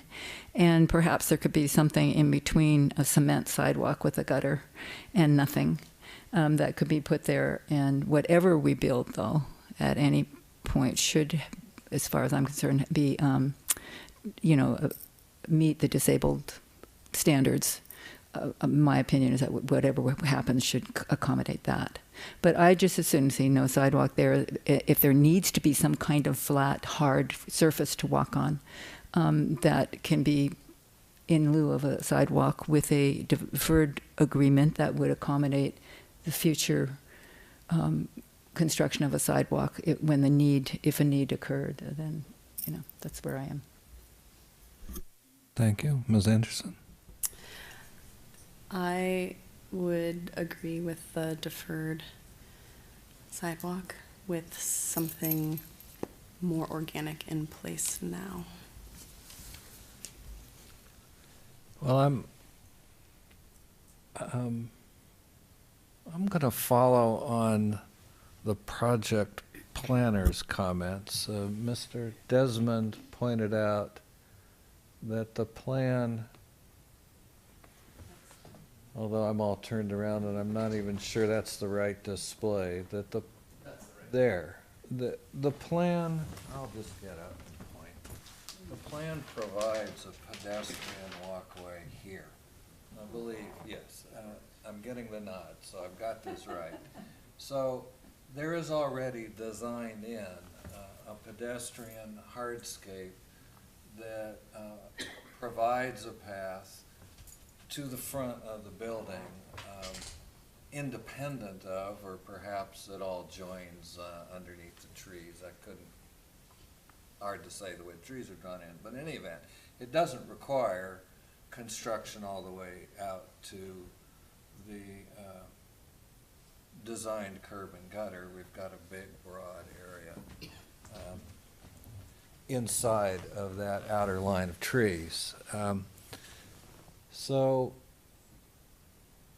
here's where it gets a little bit trickier to the extent that we're willing to look at an alternative, and I am. It's on the implementation side because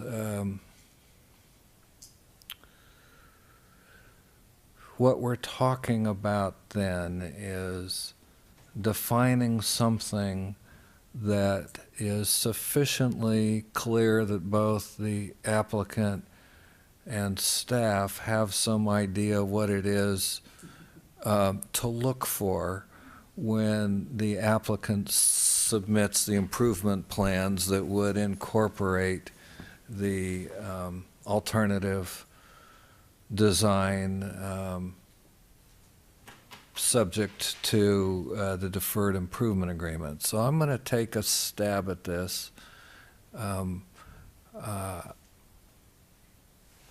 I think utilizing the element that's already in the design that's behind the plane trees, are they? I thought that's what I heard.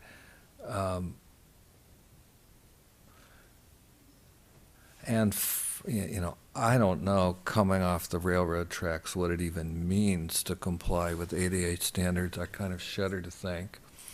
It doesn't, because you're not providing a sidewalk there, so you don't have to meet it. Yeah, well, like I say, I don't know. What I've found at the intersection of Tainer and Kearney as our new ADA compliant sidewalk has created a slip and fall zone. So it's fraught with complications. But regardless,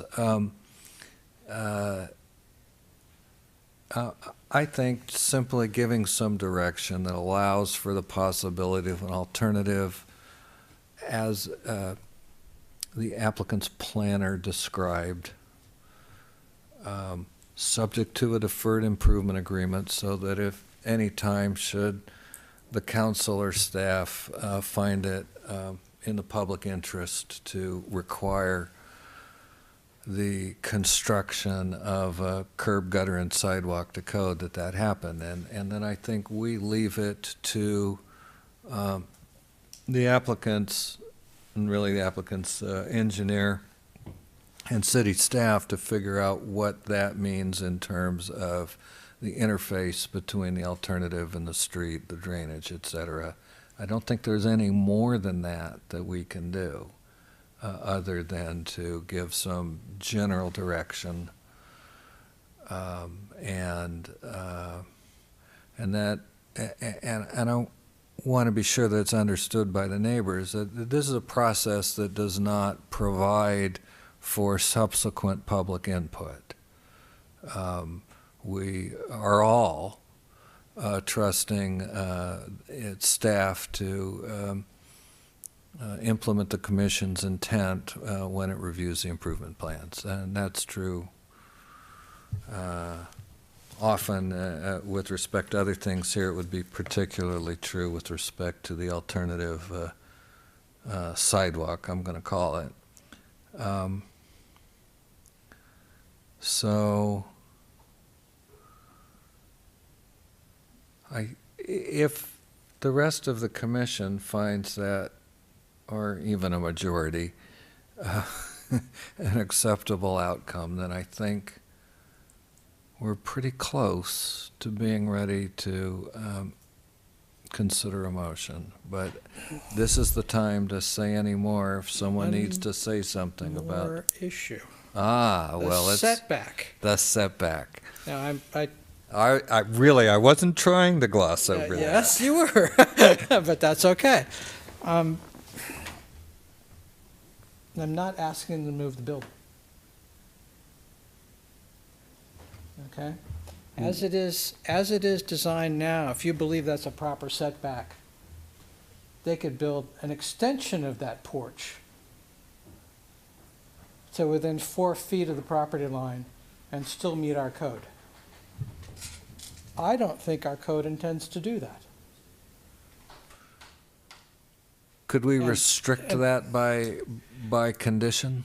And let me read the definition of side yard again. At least the part of it. Such a side yard shall be unoccupied and unobstructed from the ground to the sky. We have a roof there. That's not unobstructed. Yeah, but that's only, I mean, if you're directing your question to me. Well, I mean, let's see, it's clearly obstructed. And the side yard setback in this section of our code says side yard 10 feet per floor. Now, the rest of the setbacks are listed literally X feet, X feet, X feet. Now, I think that's 2 floors. It's 2 floors, 20 feet back, at the 20 feet back side.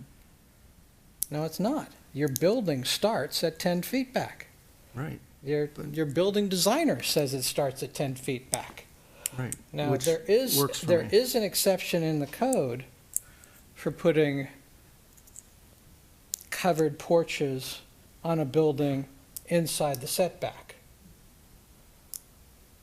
That's the piece of code they should be using. Now, I realize one could argue the other way, but once we start accepting this as what should be in this zone, that's what's going to be in this zone.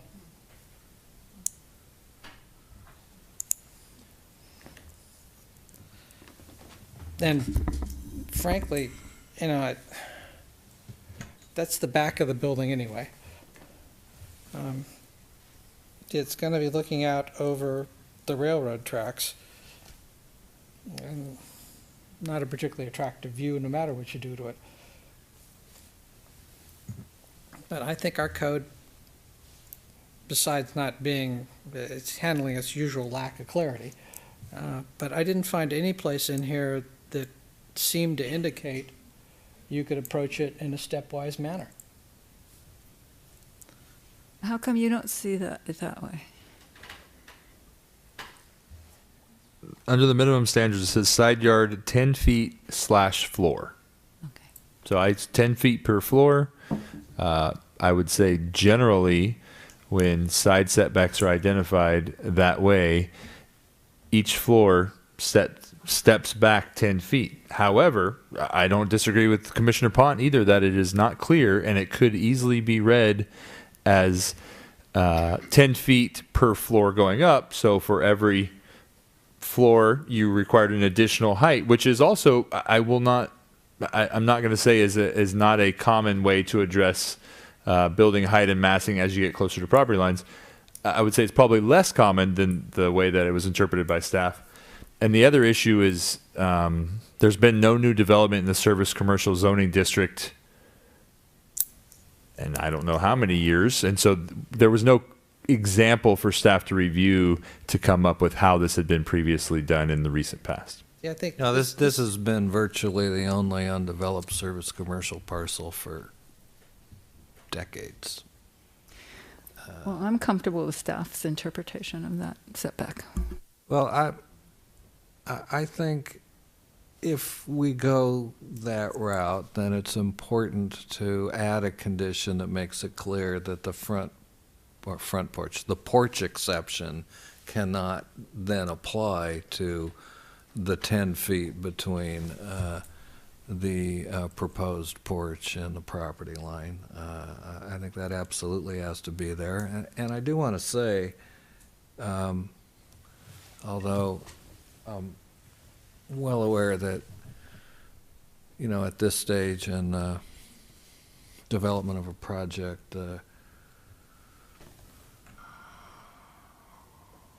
one can be misled by the renderings.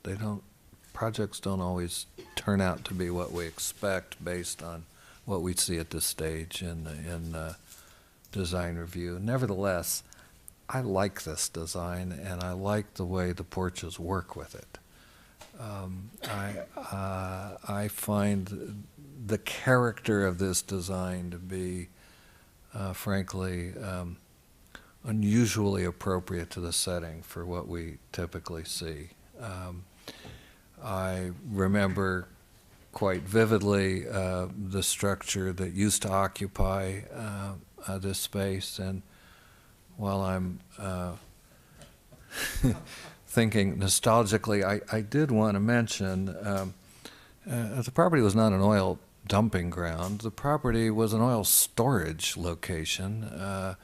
The 50, 60 years ago, whenever it was, it appears that oil was offloaded from railroad cars.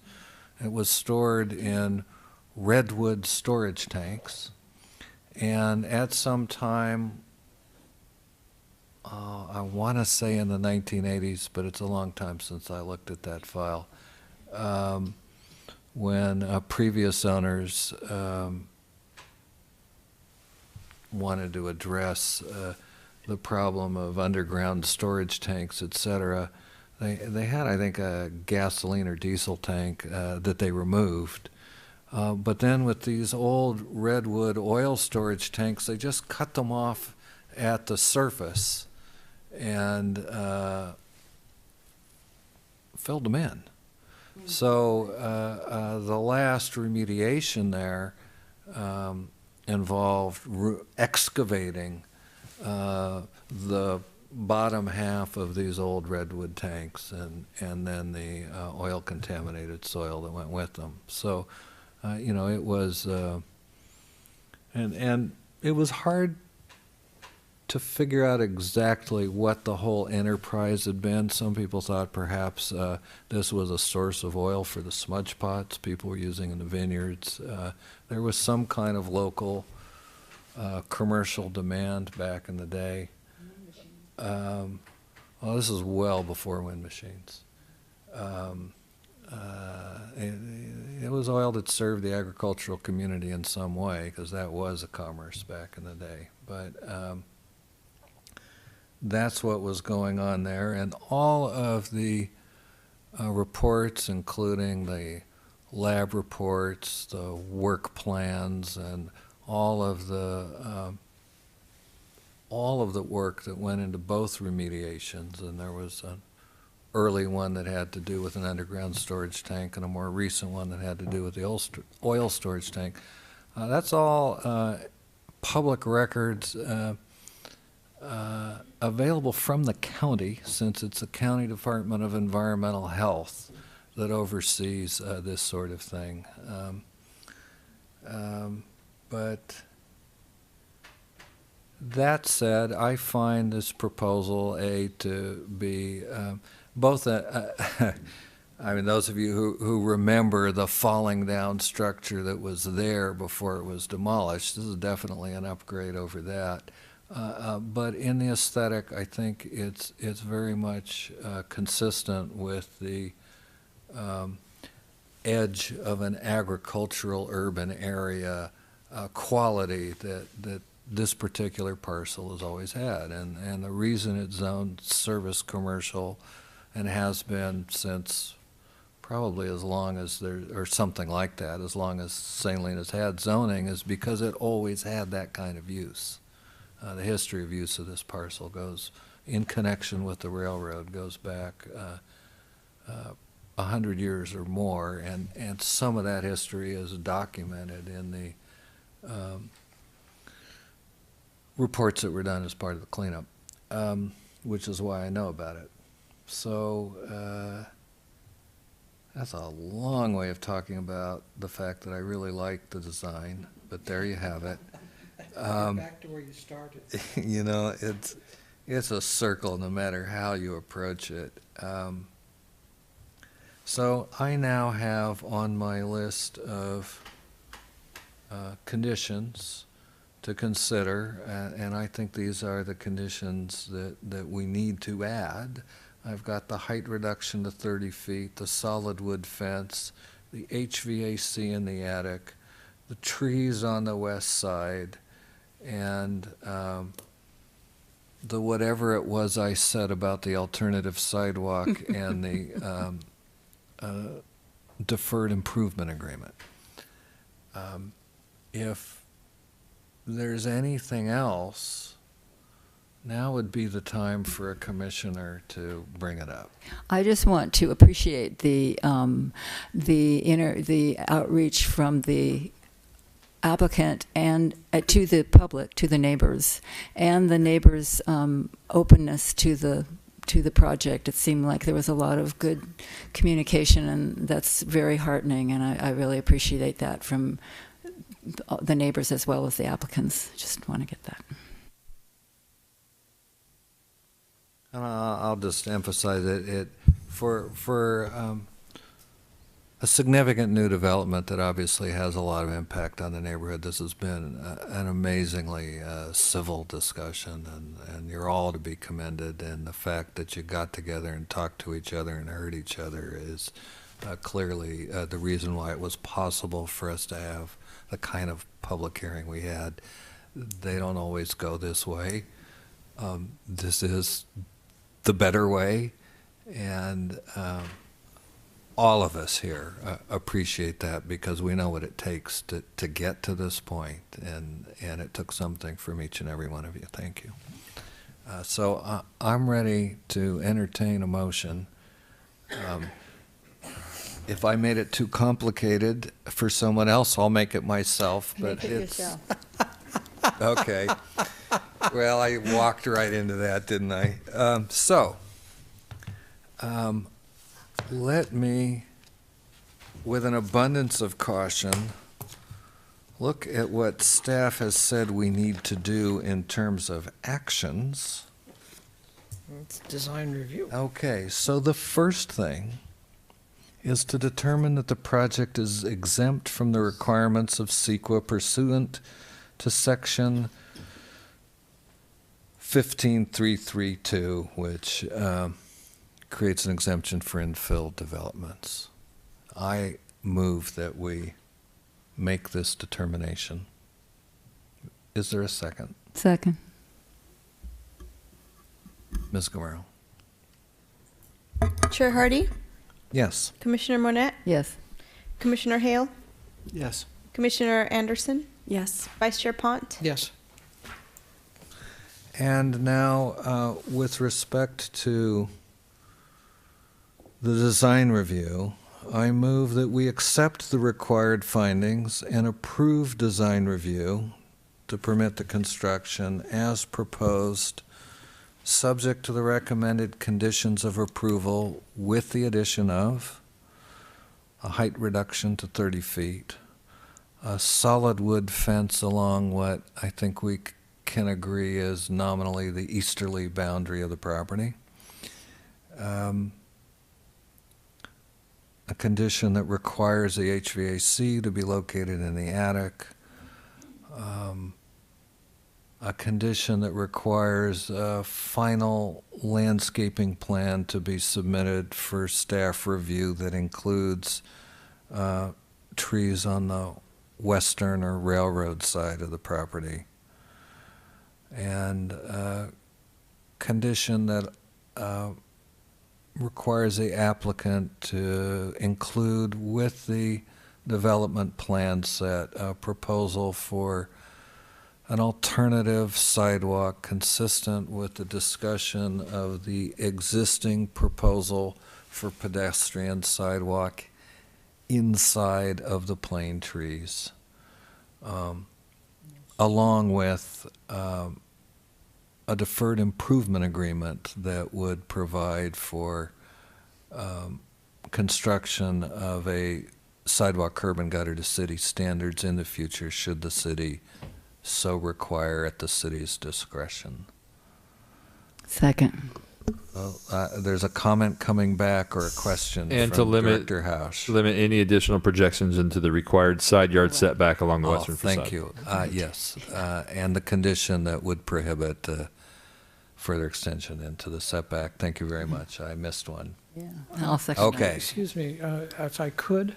Yes. Your proposal on the alternative sidewalk requires said alternative sidewalk, I presume, to connect to, at the edge of their property, any city-owned easement or right-of-way, I presume. Which edge of the property are we referring to? The railroad side. Staff has language if you'd like to hear it. Yes, please. Alternative frontage improvement providing complete ADA compliant pedestrian access across the railroad tracks onto project site, subject to deferred public improvement agreement, constructing a publicly accessible sidewalk across the entire project frontage, southern frontage, which may include a public access easement. Were we requiring improvements across the railroad tracks initially? This design, absolutely we are. So you have to get your pedestrian connection from the terminating sidewalk across the tracks onto the site. Okay. Okay. The developer's willing to take that one on? I Okay. think they have to. Second. It's on the public improvement plans before the project and hasn't been conditioned. Very good. Ms. Camaro? Chair Hardy, Yes. Commissioner Monette, Yes. Commissioner Anderson, Yes. Commissioner Hale, Yes. and Vice Chair Pont. Yes. That takes care of the public hearings, but we are not done.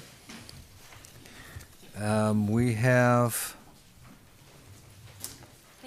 I gotta find it in my packet, somewhere in here. Thank you very much. You're welcome, and thank you. I mean that sincerely.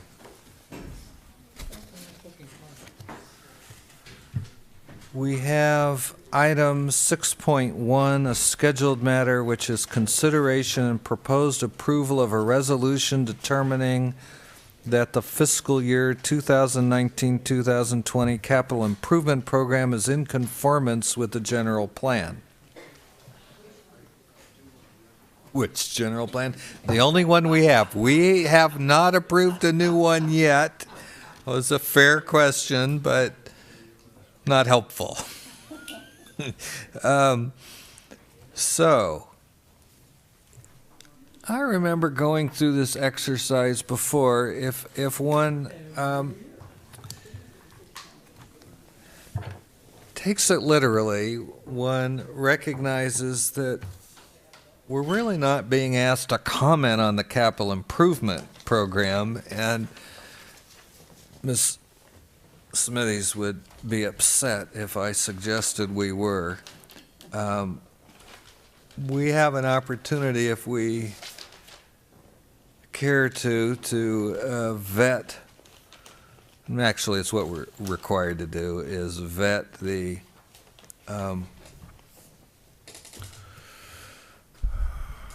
connection between the elements of the capital improvement project and related relevant general plan policies. That's set out in a table, which unfortunately, given the hour, goes on for about 5 pages, but that's what's in front of us. Does anyone have any questions for staff?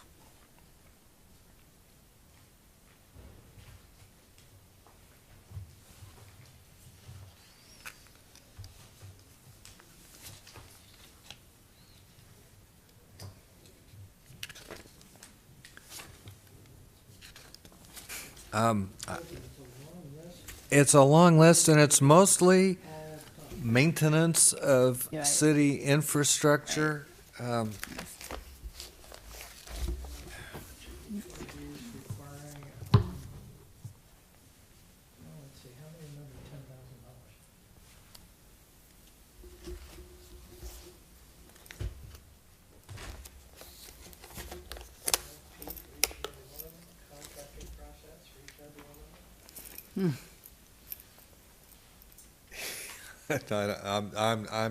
I'm sorry, I'm not going to think about that.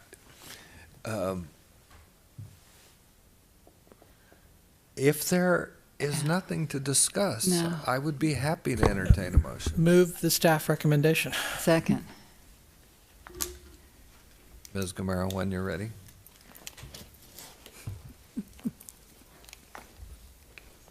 Vice Chair Pont, Yes. Commissioner Monette, Yes. Commissioner Hale, Yes. Commissioner Anderson, Yes. Chair Hardy. Yes. You can tell I'm ready to go home. I already have the gavel in my hand, but I haven't finished the agenda. Director Hausch, do you have any department reports? A very brief department report. Good Just choice. to remind the Planning Commission, we have a governance meeting scheduled for next Monday, April 8th. We will be scheduling that agenda or sending out that agenda and assigning you a little bit of homework tomorrow. So just look for that and plan on showing up. I believe it will be 9 a.m. At a location to be determined. But 8:30 is what we're thinking. But I'm going to push for 9 a.m. So we'll wait till the agenda is formalized before we make the call. But I will send that out tomorrow with a little bit of homework, as mentioned. But looking forward to a nice discussion with the entire commission. And then just a reminder to the commission and the public that Tuesday, April 16th, 2 weeks from today, we will be presenting the draft general plan for final recommendation to the city council based on the discussion at the last meeting. So just letting you know that that is coming. We tried to get you all your printed copies of the general plan back. If you haven't got that, circle back with me, but just make sure you had it for review and comment. That's it. Since the agenda forecast is on the web, this meeting is adjourned. Well, you know. I'm tired.